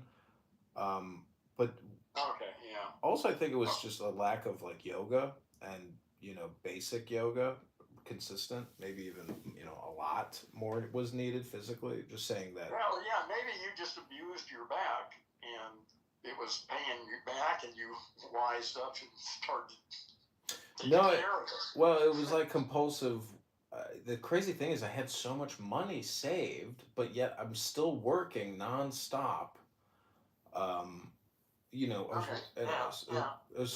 was stressing myself out. Yeah, it was really stupid. You're not doing that now, right? No. Okay, good. Congratulations. No, I would say also the thing that I was lacking was wisdom, like access to wisdom books, let alone continuing education. Be lacking wisdom. I agree, but what I'm saying at that time, I don't think I was doing that much continuing education in terms of reading and. So anyways, that's why I say, when I say mind-body, I mean that my brain was inducing the back pain to course correct maybe behavior and try to force the issue of like a conscious awakening or something. Yeah. Well, who knows? Or a conscious expansion. Yeah, because I meet people that have back pain, shoulder pain, foot pain, and so much of it could, there's just so many reasons possibly why. It could be breathing, it could be, so it's something interesting to meet when you meet somebody. See, I've got a lot of back pain myself, but I mean, my stuff is all organic. It's going to require some surgery at some point, maybe. Unless there's a miracle. You never can tell. I'm open to it. But, yeah, I've got scoliosis. And I don't know of any way around that. No, I think it's one of those things you got to work around it, meaning that like. Yeah, well, it's just there, and so I just arrange my life so that I'm maximally flexible and movable and do the best I can. Walking is a problem. I need a cane. I mean, I don't have any problem walking around the house. Well, actually, I'm a little unstable. But again, this is all physical stuff that's a result of. I was way overweight for like 30 years, and that just wrecked my lower back. So anyway, I can live with that. I mean, it's just that's what it is, you know. Yeah, it's unfortunate. I mean, I did a very delicate yoga class one time where it was just the most minimal movements, but putting your legs up on a chair. But I do have this strap here at home now that I use on a yoga mat, and I listen to Clubhouse while I'm doing the yoga and doing very intense stretching. And when I listen to these brain dead monkey robots, screech nonstop. May I suggest that you not subject yourself to those brain damaged language monkeys? You don't need that input, especially while you're doing yoga. I would suggest when you do your yoga, you pay attention to your breathing and how your body feels as you explore those areas of tension and not pain, but that whole transitional area. God damn, stop listening to Clubhouse. Maybe listen to some good music. Well, I was kind of gonna crack a joke, but I do use Suno, and oh god, this is the smartest thing I don't know if this could be like the smartest thing I've ever done, but I know it's not that smart. But so my friend messaged me. He said I was listening to your music, and this one song really, really, stuck in my head. I couldn't stop thinking about it and stop singing it to myself. So wait, was it one you created? Yeah, I created it. Yeah, okay. The lyrics are: take the deepest breath of the day and hold it for 10 seconds. 10, not 11, 10, not 9. Hold it. Take the deepest breath. And I did variations of it. Right, yeah. But what's interesting about it is when you're listening to a song that constantly tells you to keep breathing, sure enough, because all communication is hypnosis, you start breathing more listening to a song about doing breathing. Yeah, that's interesting. Yeah. Because I've been messing around a little bit with Suno myself, and I'm thinking I may be able to use it in this course that I'm going to be teaching for certain kinds of mental exercise, and you just clued me into another way I might be able to use it. Yeah, you can. Thank you. Yeah, I was putting in other statements like mixing it in, saying love is the law, love under will, and taking kind of spiritual maxims and peppering that into the breathing exercise. Yeah, it's interesting how you can. I just put in plain text. I mean, it was a joke actually. Well, it's a long story anyway, but it's just it takes about 3 minutes to tell the joke, and that was what I just wrote it as a joke. There's no rhyme, there's no nothing. It's just a joke, but it turned it into this great ballad. It's just amazing. You don't have to even worry about rhyme or anything. You just write any goddamn thing, and it makes it work. It's stunning. I know that is an amazing part. That is an amazing feature of it, isn't it? How it regulates the voice to. It makes it work. Yeah. Yeah. It is really remarkable. Actually, it's probably pretty trivial, but and the other thing is that I think this is pretty much going to be the end of a huge number of popular musicians, because the shit that Suno creates is certainly as good as 80% of the popular music that I hear out there. Mm-hmm. I don't listen to it that much, but I mean, it's good. I'm impressed. And it's better than a lot of the shit I hear. At least I like it better. Mm-hmm. So that's going to be interesting to see how that affects the music industry. It's now Suno is now a top 100 app, and it's valued at over 3 billion. And Really? Yeah. it's gotten even better. Like they keep updating it, but the functionality of it, the just it's amazing how people are. AI is changing the world. Like I say, a new world is on its way. Really, a whole new fucking civilization is emerging. This is typical of it, of what's going to happen. We're free. We will be free in 20 years or less. You know what's interesting about the command prompts is I feel people are so timid and they're not used to asking or demanding what they want. But in an AI environment, you can truly demand whatever you can think. And so that is, to me, like the most liberating aspect of talking to Grok or talking to Suno and writing in what I want. That, and also you can, on X, you can message anyone, which is really what Alan Watts was, Alan Watts was so ahead of his time when he was talking about the internet. He's like, in the future, you'll be able to ping anybody, immediately, instantly. And so X... You can't really do that, though. I mean, you can, but the chances that they're actually, the person you really want to get to is actually going to get your message. Well, they may not get it immediately, but in 3 weeks or even 3 years, it's possible that they go back and actually look at the notifications. Yeah, but that's no good for, like I say, I'm involved in various projects and stuff, and I'm seriously attempting to get in or communicate with several people in the AI and linguistics area, and getting a hold of these people is not easy. I got their email addresses at the universities, but clearly they're getting hundreds of emails a day. Right. Okay. And they're not reading through all of those things. They've got somebody whose job is to go through that shit and figure out which ones to give to him and which ones to trash. Mm-hmm. So I just emailed 2 things off today. We'll see whether they get through. I have no idea.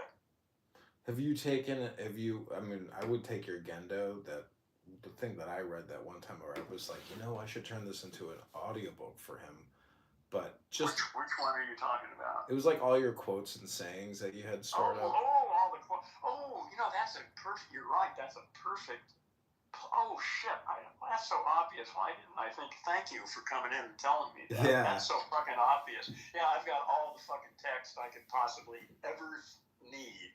You had a lot. It was amazing. Exactly. Yeah, if you feed that into Suno, cool. That's awesome.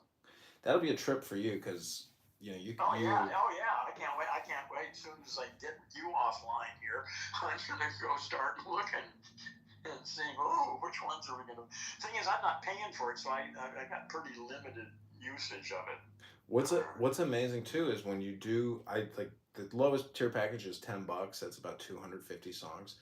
But the speed at which... $10, what, a month is that, or what? Yeah, it's month to month. You can cancel it. Okay, so you can get it, so the cheapest on Suno is $10 a month? Yep.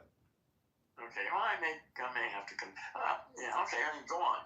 So what's amazing is if you are on your phone and you got your Gendo open or you're on some poetry website, the speed at which you can just dump song after song.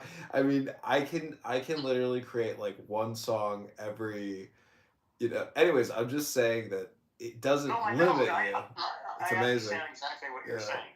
It's just it's amazing. It's amazing. And then, like I say, the stuff it produces is as good as 80% of the stuff I hear on the radio. I know. Isn't it just mind-boggling? Yeah. It's and I think about all these people in churches and religious organizations that spent so many years in choir and practicing and and Well, see, that's still great. There's still room for real musicians doing real music because that's cool in and of itself.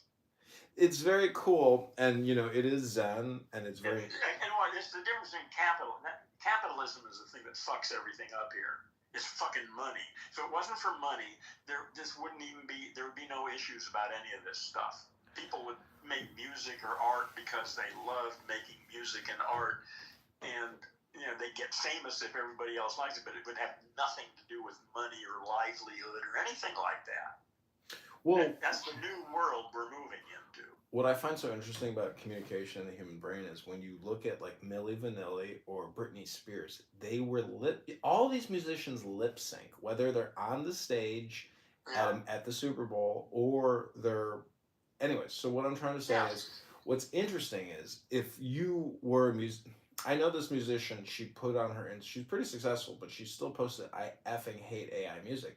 But to me, I think she just needs to open up a new profile and start creating new AI music under a different corporate name or a different brand name. It's like, why are you angry about it? You're not even experimenting. I don't even, I don't waste my time trying to convince people that they should be excited about this. If they got that, I got more fun things to do than worry about holding their hand and all their anxiety about this shit. Fuck them. Also, I think with Suno, what would be interesting. So there's a video functionality in there. I tried to upload a video, it didn't work, but I'm gonna try again. But the video functionality of it is interesting. But what would also be interesting is if you create a script and you hire an actress to lip sync your script and create a music video, but using what you think is your awesome song. It's just kind of an interesting way to try to test it because you're really every time you submit a video to YouTube, you're really testing the algorithm and the actual response. So in terms of like film theory, video theory, sound theory, what is the optimal blend between picture and sound? Multiple pictures as a film. So as an engineer, how do you reverse engineer a brain's response to what it's seeing, and if you can do it at scale and at quality. Anyways, I'm just saying that Suno is like must be mind-blowing for musicians who have spent their whole lives making music, and when you see how it I don't know how to think about it. It's just that's going to change. Again, this is going to change because the difference is between consuming music and creating music, okay? You're still consuming it. You're not creating music. You're writing some lyrics, but you're not creating music. You're not a musician. Right. Okay? But there are people who are musicians. Right. And they get together and jam and improvise and have fun inventing new music on the spot. That's a great joy and art. And that'll never go away. Okay? That's there. It's just a separate issue. That's there. And now you've got the Suno shit. And anybody can take any fucking lyrics. They don't even have to write them themselves. And they can ask Suno to write the lyrics for them. No, you can't. Well, maybe you can. I don't know. Yes, you can. You can tell it subject matter, I think. Can't you? I actually haven't done that. I don't know. But in any case, you're probably right. I actually haven't done that. Well, whatever. And again, you can just paste something in. You copy it out of the newspaper. It doesn't really make any difference. And it paints something that's as good as 80% of the shit I hear on the radio.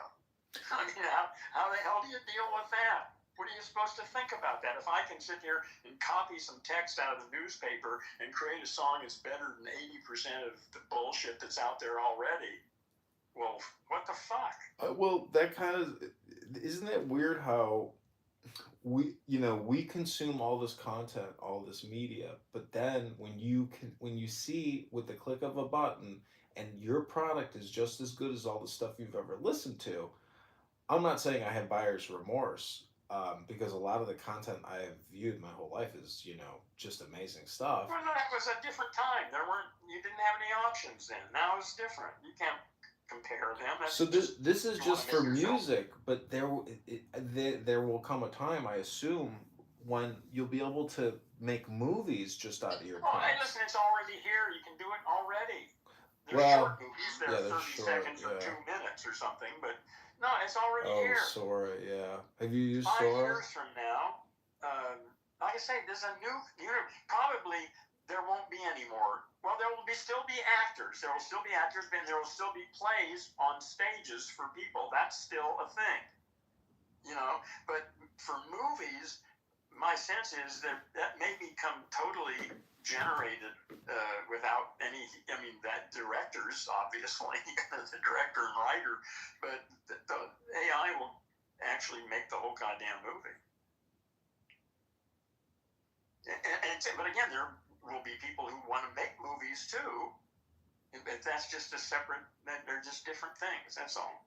God, you know, it's amazing is I had this restaurant review business where I was filming restaurant reviews, and then I started hiring people who were also like legit filmmakers. Either they went to film school or that, you know, they and when I would watch their edits, when I would watch their edits, I was like, wow, it's like this is so much better than what I can do and what I do. I'm the laziest, you know, editor in the world. Like it was amazing.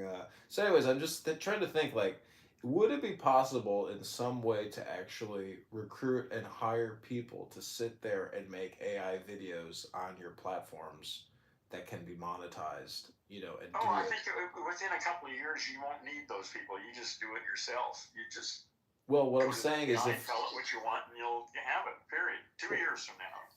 well, what I'm saying is if I'm so good at it, I mean, and I know that other people are better than me, it should be possible to hire people to sit there and work 8 hours a day and pay them $20 an hour to sit there and create videos because they're generating, you know, $50 an hour in revenue. You know, Listen, is your sole purpose in life making money? no, but I like the concept of like mass producing art, like Andy Warhol, you know, at his silver factory. Well, that's what I'm doing with my. Do you know about the project that I'm doing right now? Yeah, I mean, well, I guess no, not really. The imaginary landscapes thing and the website. Have you been there? No. Oh. I mean, is it in your profile thing with your link tree? No, but I'm going to paste it in here. I'll put it in the chat.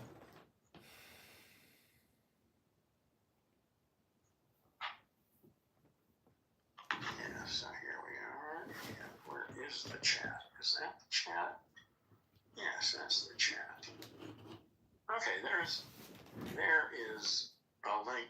This is the site I've got this huge art project that's aimed at the corporate world to fill up their corridors and their conference centers and stuff. They buy lots of art in mass, and that's what this is aimed at. And so this is the site that I'm going to direct.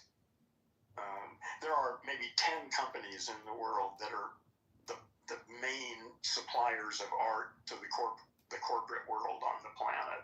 So I'm only going to send this to maybe 10 or 15 companies. Oh. Yeah, I know you. This is your library, basically, then, huh?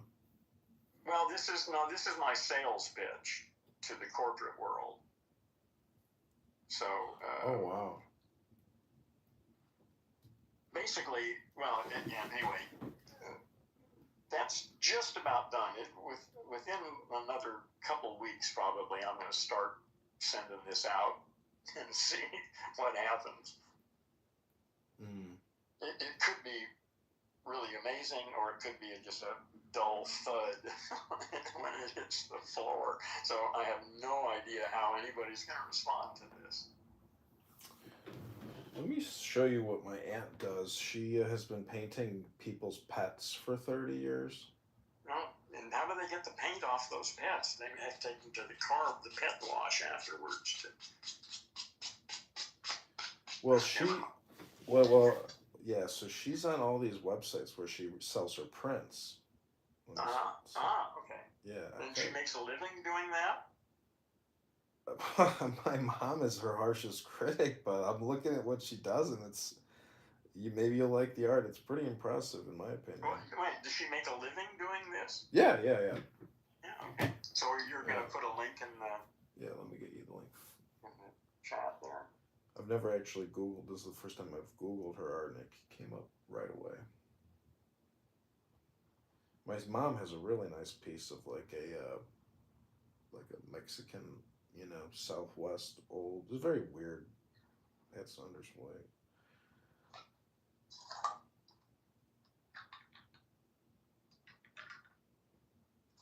Yeah, she's on this e-commerce platform called Fine Art America. Maybe you could list your catalog.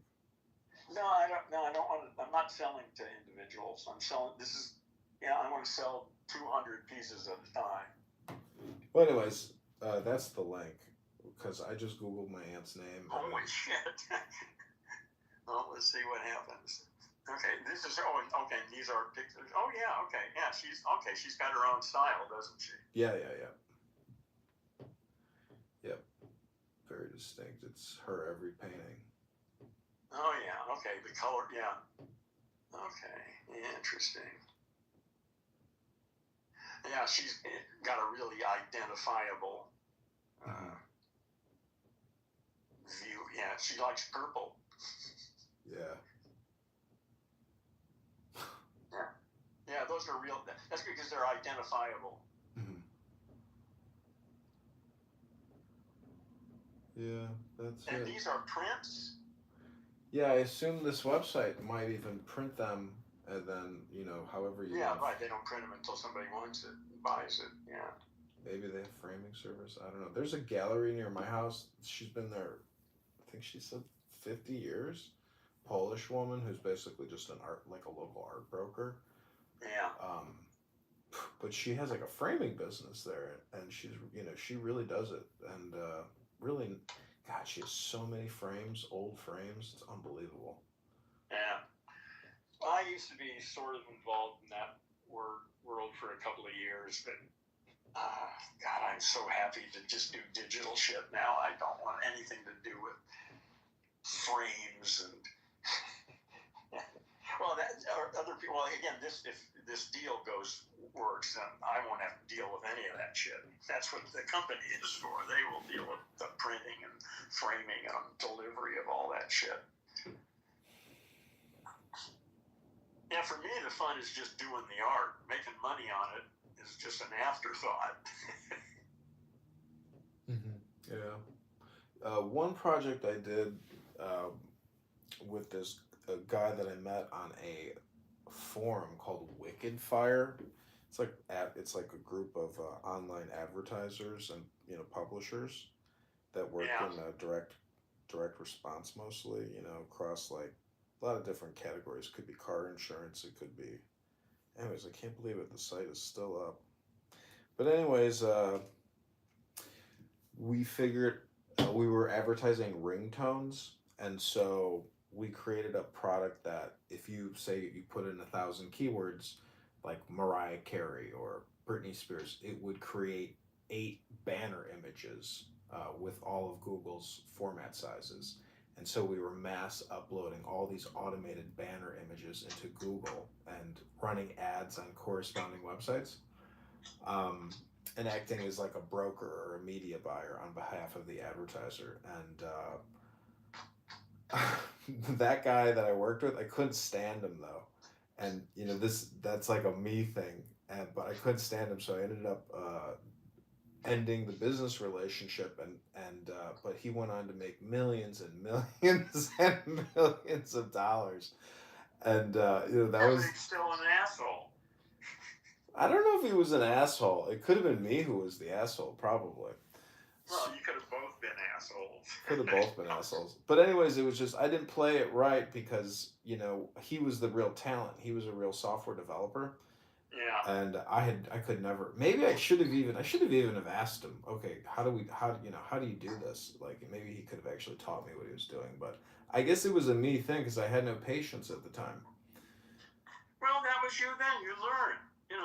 That's sort of the point of life is you do stupid things, and if you're paying attention, you don't do those, and you do something different next time and see how that works. And that's a process that goes on throughout your entire life if you're continuing to grow and learn. Yeah, what I find interesting about working with a software developer is basically whatever you can think of and whatever you can put on paper, a software developer or a designer can technically, put on the internet. So whether it's programmatic and software, this is one more interesting thing I'll tell you that maybe is of interest to you. At Google, I worked at Google as a contractor, and so let's say Procter & Gamble or some other major corporation, they would task me with building out this bed bug spray, an advertising campaign for bed bug spray. And you can just Google search and find out where all the bed bugs are. It's in the Rust Belt. But what my point is Google has this internal tool called Wildcat. And if you just put in the term bed bugs, it'll give you all the associated keywords that are relevant to bed bug and the search volume, monthly, yearly, 5 years, etc. And the time, the date, the year, like everything associated to that keyword in Google's databases comes up. And then you can even... You have to pay for this, I assume. Is this available to anybody or what? There are corresponding tools on the outside that have reverse engineered it, and you can pay a monthly fee to get access to. Okay. It's called like Keyword Spy or something. I can't remember what it's called. But anyways, what's just so fascinating is associated keywords, because those are people's thoughts, and you can actually really see. So, like, especially in terms of e-commerce, you can really see what people are thinking. Yeah, no, that makes a lot of sense. Yeah, you're right. There's a lot. Well, that's why AI is so smart. It's all there. Right. It's all out there. Google is amazing, like this AI war. So when you're working with a Google product now, it will come up and give you AI suggestions and all kinds of alternative ideas that you would never do. Yeah. And it's just forcing the AI creation tools into your workflow. It's pretty amazing. Yep. It's coming. No stopping it. Yeah. 5 years. But what's coming? Because, right now it's like a creative boom. If you're a creative person, it's like you have all the tools. A huge amount of unemployment is going to come out of this. That's going to create all sorts of interesting stuff, which is quite unpredictable. Yeah, that's a good point. So, but, homelessness is a major problem. I saw this tiny village that they built, and I think it was like 30 tiny houses. Yeah, I saw an article about the same thing. I think probably, and that is catching on. Yeah, we've got solutions for all this shit. We can do it. It's going to take a little while, but it is, like I say, as the old order gets shakier, more and more people are going to be rethinking things and opening up a little bit. And hopefully it'll be a not too bloody a transition. I don't think it'll be bloody. Oh, it's already bloody. Jesus Christ, man. Look at the newspaper. No, domestically in the United States. Oh, fuck the United States. This is Earth. This isn't the United States we're talking about. Oh, I see what you're saying. Is at a turning point. So, if China has 2.5 billion people, you could only imagine that. What's funny about China is their manufacturing quality. It just decreases in quality, not exponentially. But really? God, the stuff I've gotten from China is excellent. So I guess maybe depends on what you're getting and where. Well, what I'm saying is they cut corners in using cheaper material and different manufacturing. Yeah. Anyways, if there is, what do you call humans an androcyte? Huh? You call humans ants or androcytes? Star sites, what are they called? Oh, no, they're astrocytes. Astrocytes. In the brain, yeah. They perform a similar function for Earth that astrocytes perform for our brain. Well, if there's an astrocyte implosion on the planet, the most dangerous I could only imagine India and China and like Bangladesh, anywhere where I don't know. See, you've been to the third world, right? You've been to Vietnam. No, well, I've been to Vietnam, but that was a different planet. Well, different planet in terms of a third world standard of. Well, it was war. You're not talking about. Well, anyway, whatever. I'm just saying that the third world lifestyle is a little more zen because it's a lot less words, maybe. Like if you're pulling carrots but still having a delicious meal in a moderate house, in a farm in India, because half the planet still lives outside of major cities. Yeah, I understand. And I don't know much about them, and I don't know who knows much about them because they're sort of off the grid. Yeah, I don't know how that's going to all play out. It's going to be interesting to see what happens. Well, my theory is, and Alan Watts was suggesting that the only reason we had a Great Depression was because we stopped printing. Oh, listen, who cares? I don't want to get, yeah.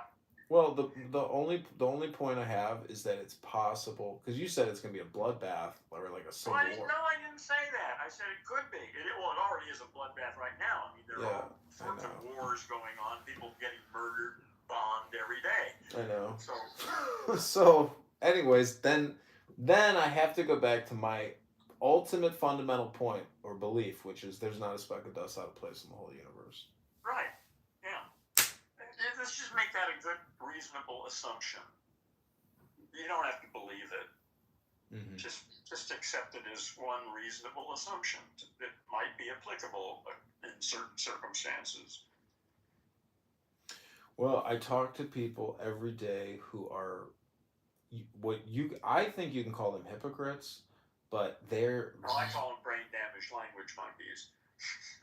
Well, when you talk to a faceless individual, you don't know their health problems, you don't know where they're living. I don't know anything except what I hear. Exactly, and so Love it. It's kind of interesting how someone who is very intelligent and knows a lot of words, especially about the law and legal cases. Anyways, you can do a diagnostic on somebody's intelligence just within the first couple seconds or couple minutes. Sure, it's like beauty. It's like beauty. You know, you can see, when you see a beautiful woman, it's like easily identifiable. Anyways, my point is, I don't know. There's I don't know. I guess I kind of like to make fun of people or roast them. How old are you? 42. Okay. Yeah. Okay. Go ahead.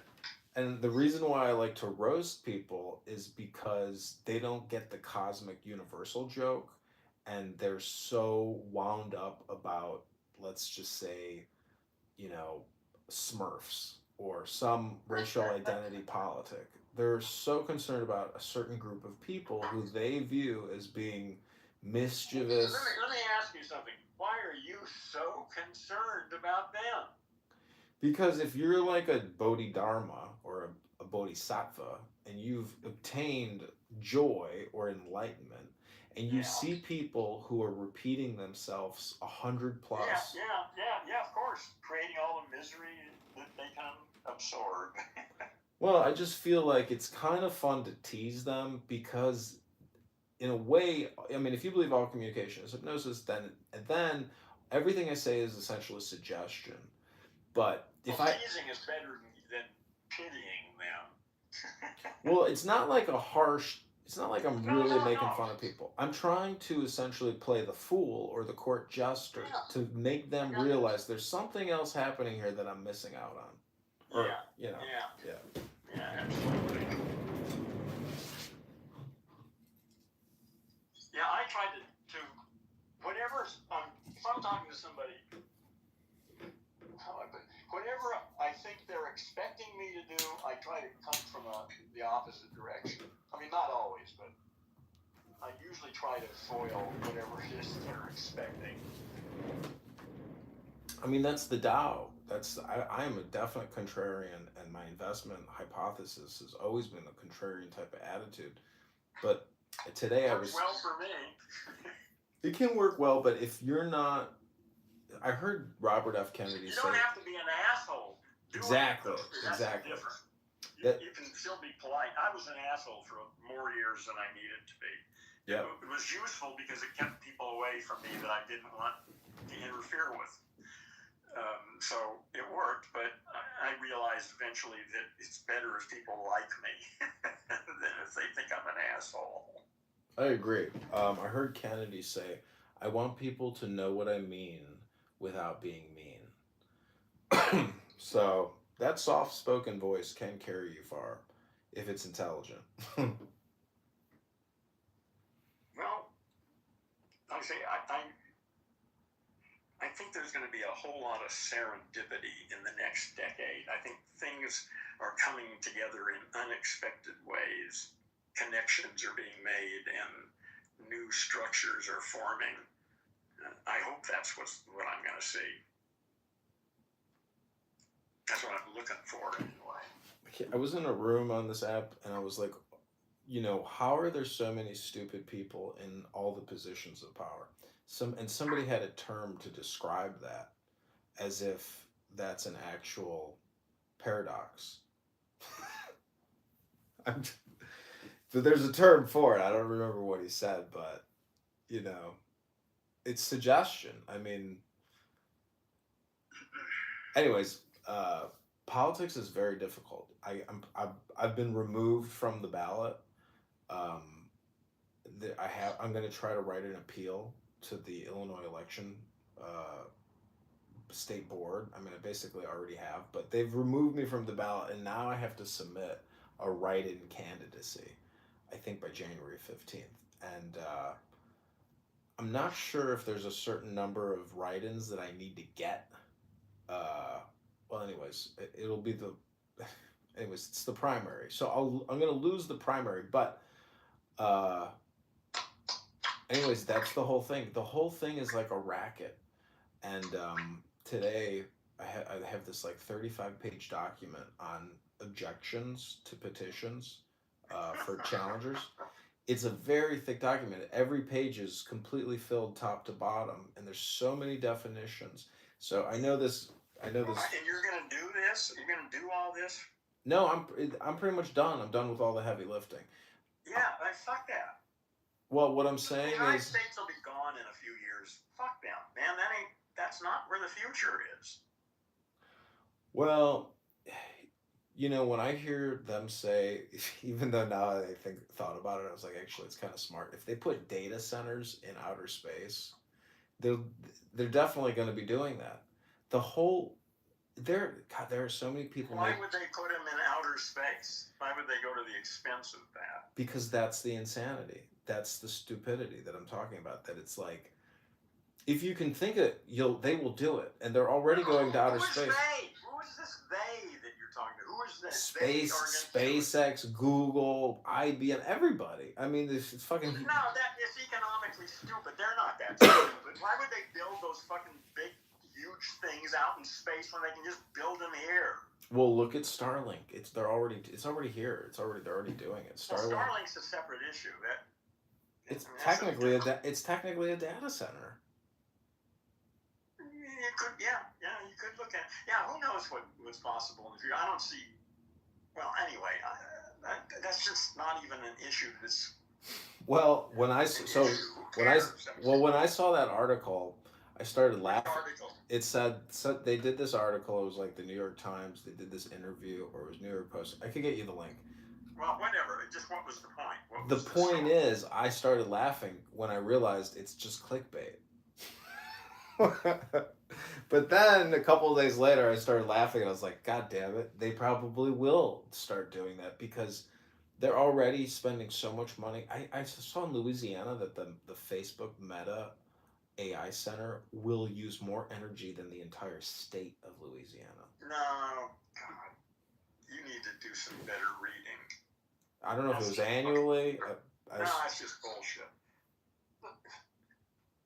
There's a lot going on here. There's a lot of parts to this puzzle. Energy, everyone's whining about how much energy these setups are taking. It's trivial. We waste so much energy now that the projections, the most outrageous projections, in 3 years, AI could be taking something like 7% of the total energy output of the planet. Okay, 7%. That's one of the highest predictions. 7% of the total output of energy on the planet for AI. But right now, we waste 30% of the total energy output from stupidity and mismanagement and inefficiency. So they're complaining about 7% on one end, but meanwhile we're dumping 30% of our energy, just wasting it. That's the issue. Quit wasting all that energy. We got plenty of energy for all the AI we could ever need. if we just weren't so stupid and wasting all the other energy.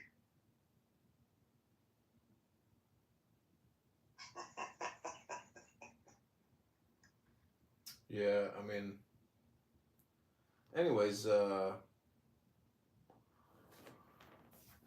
did you ever have, I mean, when you, like in the 70s, 80s, like how did you view media and the news and propaganda and communication and, you know, your time management? Because I don't just call it mind control. I think it's like time control. You know, if, you know, finally people are in a way are free from the CBS, NBC, ABC time control, um, and thus the mind control. There's so much information out there that is so shocking, and What you need is a larger perspective, and you don't have it. You don't have a bigger system to make sense out of all this shit, so you don't know how to file. And so that's where having this understanding of the planet as a living system undergoing a process that we're embedded in, that gives you a larger context to evaluate the things on other levels. It gives you a way to make a choice. If Earth is like a living organism undergoing metamorphosis, and if humans are sort of like astrocytes, then how does that, if I take that seriously, what does that imply? It's not the only map, but it's certainly one that's quite useful and instructive, I think. Well, I knew this guy that made it once, and he made it big. Made what big? made his life big, his bank account big, What do you mean, his made family money? big. Okay, made a lot of money. Okay. Just, but also a great, really incredible disposition, personality. Okay, yeah, you don't have to be an asshole to be rich. Yeah, very soft-spoken, mild-spoken family man, and so at his party, in the Pacific Palisades, overlooking, you know, the Pacific Ocean. I know where the Palisades are. Yep. Yeah, when we left, he gave each of us a CD of him and his band that they recorded in their garage, and it was pretty good. And I was like, at that moment, I was like, oh, so when you have everything, you have whatever the fuck you want. you know, you create music because that's like the most relaxing, fun. Well, you do whatever the fuck you want to do. Well, music is, you know, just a nice Well, it's thing not for to do. everybody. Some people are artists. Some people are sculptors. Some people are athletes. There are many ways to, you know, explore your life. Oh, this was one more thing I wanted to ask you. This was the last thing. So now that you've used Suno and, you know, all your music education, because I really don't know anything about reading music, writing music. Yeah. I don't know much about the chords. But what I'm saying is, have you noticed, like, when you listen to Suno, because there's math, I guess, involved in music, writing, or tone, like, but... There's music theory. There's a whole bunch of music theory about what chords normally follow other chords and what's, you know, there's all sorts of stuff like that, yeah. Okay, so when you think about this from the software developer's perspective on how they're able to synthesize, let's say, you know, a Japanese woman singing opera, and you think about the knowledge that you have with, you know, music theory and all the whatever, like how, and you, because it's just how the F can somebody create code that can synthesize all that in 3 seconds? No humans wrote the code that does that. They got an AI and they trained an AI on certain stuff and gave the AI instructions on what to do with the data. That's what they did. The AI does it. The people who created the AI don't have a clue how it's done. So I have another profile on here called AI, and I go around and I say, my name is AI. I am an AI chatbot here to help you. So it's like the midget in the vending machine. There's the Wizard of Oz. That's kind of stupid because real AIs sound just as good as you and I. So it certainly wouldn't sound. Well, I'm trying to make it a joke for people where they know right away that I'm pulling it down. I got it. Okay, you weren't trying to convince them that you really were. No, I want them to think that I'm a schmuck playing a robot. But okay, well, you sort of are. Well, the point the point is, I guess, God, there was something else I wanted to say about that. But anyways, it's is people use the word AI a lot now, all the time, and so it's just software, it's code, it's just code. So how do you view people using the word AI all the time as opposed to saying software code or I don't care. Listen, I don't listen to most people. Most people are a bunch of brain damaged language monkeys. I don't care what the fuck they say. I don't listen to them. Well, don't you think even personally using the term AI yourself is like? Well, I don't use the term AI. I call it SI. What does that mean? Silicon intelligence, and humans are carbon intelligence, CI. Oh, I see. So we got carbon intelligence and silicon intelligence. They're similar in some ways, but quite different in other ways. But they're both distinct.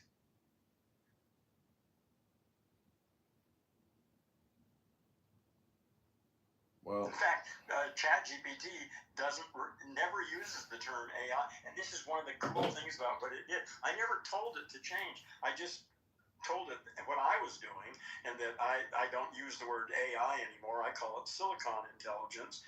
And from that time on, this has been like 6 months now, it's never said AI again. It always says SI. It's just, and I didn't even tell it to do that. It just started doing it. Fuck. That is crazy. So if you look at, like, let's say a Buddhist sitting in some Buddhist palace, this is all hypothetical, meaning like it's like a utopian hypothesis. There was something I read once in a Buddhist book that said, these people chanting these sutras in their mountaintop palace, they've already figured out all the software, all the AI, like that it's kind of a joke, but it's not really a joke, meaning that we are essentially just like repeating it, and it's so compulsive that it's ridiculous. I don't know what you're talking about, really. I'm really lost. Meaning like the necessities of life that we're like what? You mean like water and air and housing, food, entertainment, yeah. Yeah, the stuff you need, the basics, yeah, okay, so that stuff, yeah. So this is what it said in this Buddhist book, or it's what Alan Watts said, I can't remember where I read it, but it's just saying that when you chant, the sacred scriptures, they're so advanced and so intelligent that enlightenment is like light years ahead of even what they're doing now with technology. I have that's certainly not Alan Watts. That's just bullshit, as far as I can see. What? Meaning, we don't need an iPhone 16. We didn't need the iPhone to begin with. We are spamming ourselves, like, because we're just. Well, listen, humans do all sorts of stupid shit. This technology is fundamental to the new world that's coming. The fact that the bunch of Homo sapiens don't know how to use it, misuse it, and make their lives miserable because that's their fucking problem. The technology is powerful, and we need the technology, but we need to use it intelligently. Mm-hmm. Yeah. Well, I think just putting all these sacred texts into Suno is so cutting edge. Oh, I think that's a cool idea. Yeah. I'm. In fact, if I don't write this down, I'm going to take a moment and write this down because otherwise, it'll be gone. Yeah, spend the $10 and then over the course of 3 days, try to create 300 songs or 200 songs. It takes time. Well, yeah, I'm going to think of it. I'm going to do some thinking first here and figure out just what. But hold on a second.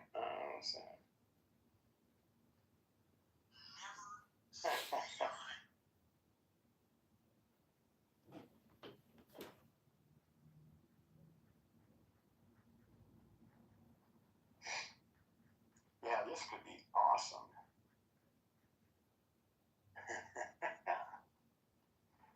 Okay, I got it. Thank you. I was reading about Mark Zuckerberg's new $300 million yacht and his $30 million support craft. So, $30 million support craft. That has a helicopter and a submarine. Yeah, well, you gotta have your support craft. Hell yes. I'm thinking like, oh, I gotta submit some Well, cutting listen, edge. in one way, it's really good because look at all the people he's putting to work. Oh, Yeah, I know it's kind of amazing, if you think about Yeah, it. it's much better. Yeah, it's much better than him just hoarding it. He Oh, I should know. spend I it mean, as lavishly as possible. Let's hope. also the trust you have to have with all your employees in the cabin and I mean, it's your life. Like it's just amazing. He must be an extremely. I don't know. He seems. Judo. Well, I'm just saying he's a pretty impressive person. I mean, personality wise, like I've never seen him lose his shit on camera. Yeah, I've never really paid any attention to him, so I don't have an opinion about it one way or another. Well, something about him that I'm not quite comfortable with, but I can't say what it is. It could be the hair. It could be the haircut. It could be. There's a lot of things. I don't know. Do you think people? People. I mean, I've changed, and I'm completely bald now, and I have a gray beard. But, I mean, people. It's metamorphosis. People transform. Hopefully for the better. We're never the same. You're not the same person who woke up this morning. There was something. You're older. There's something in the. I mean, it's just in religious philosophy, but the concept is the greater the evil, the greater the wickedness of the person, the greater the possibility that that person will also do very charitable things because of the balancing act, you might say. Jeffrey Epstein. Donald Trump. He's never done anything good. Well, Epstein was really famous in art circles, as creating situations for artists to do things and stuff. Yeah, he put lots of money into the art world. Well, as a philanthropist. I saw a picture of Trump with Rosa Parks and Muhammad Ali receiving an award for helping black youths, inner city black youths. Good old Donald Trump. And that picture went viral on YouTube for me. Because I think people were so shocked by it. But it's the music too. Just about everything now. Again, you're still concerned with things that I'm really not concerned with anymore. So I don't really have much to add to any of this stuff. Well, anyways, I just hope the conversation. I had fun. I always have fun talking to you and asking you questions. Well, I hope you find. Yeah, that gives me some hope. I mean, if you actually get anything out of this, then that's great. Come back anytime. If you're getting something out of it, good. I would love to hear your music from Suno if and when you or follow me and I'll follow you back. I would love for you to listen to some of the stuff I create too. Wait a minute. Let me think. I'm trying to figure out how I have a link for that, but I'm not quite sure how I can give it to you. There's a copy share link next to your profile. You can find it. The thing is, I've got my Mac, I've got my iPad, and I got my phone, and most of my stuff is on my iPad, but I'm talking to you on my phone, and I'm not sure how I'm going to get access to this thing. The thing to do, if you really want to hear the thing that I did, send me an email requesting it, and you know what? What? After you create a song, you have to go into it and click publish. Otherwise, it doesn't show up on your profile publicly. I don't know. It's no big. Sure. It's not a big rush. If you create more songs, share it with me in the future. No, but hold on. Let me. That's the website you're talking about, or let me open because I've got the app here. Yeah, just use the app, and when you log into the app on your phone, you can click on a song and share the song profile or the song URL, or share your profile URL? Unfortunately, I can't find the app. Well, I thought I moved it recently because I thought I was going to be spending more time with it. It's a now, spelled SUNO if you want to search. No, I know for how to spell it. I just don't see the icon.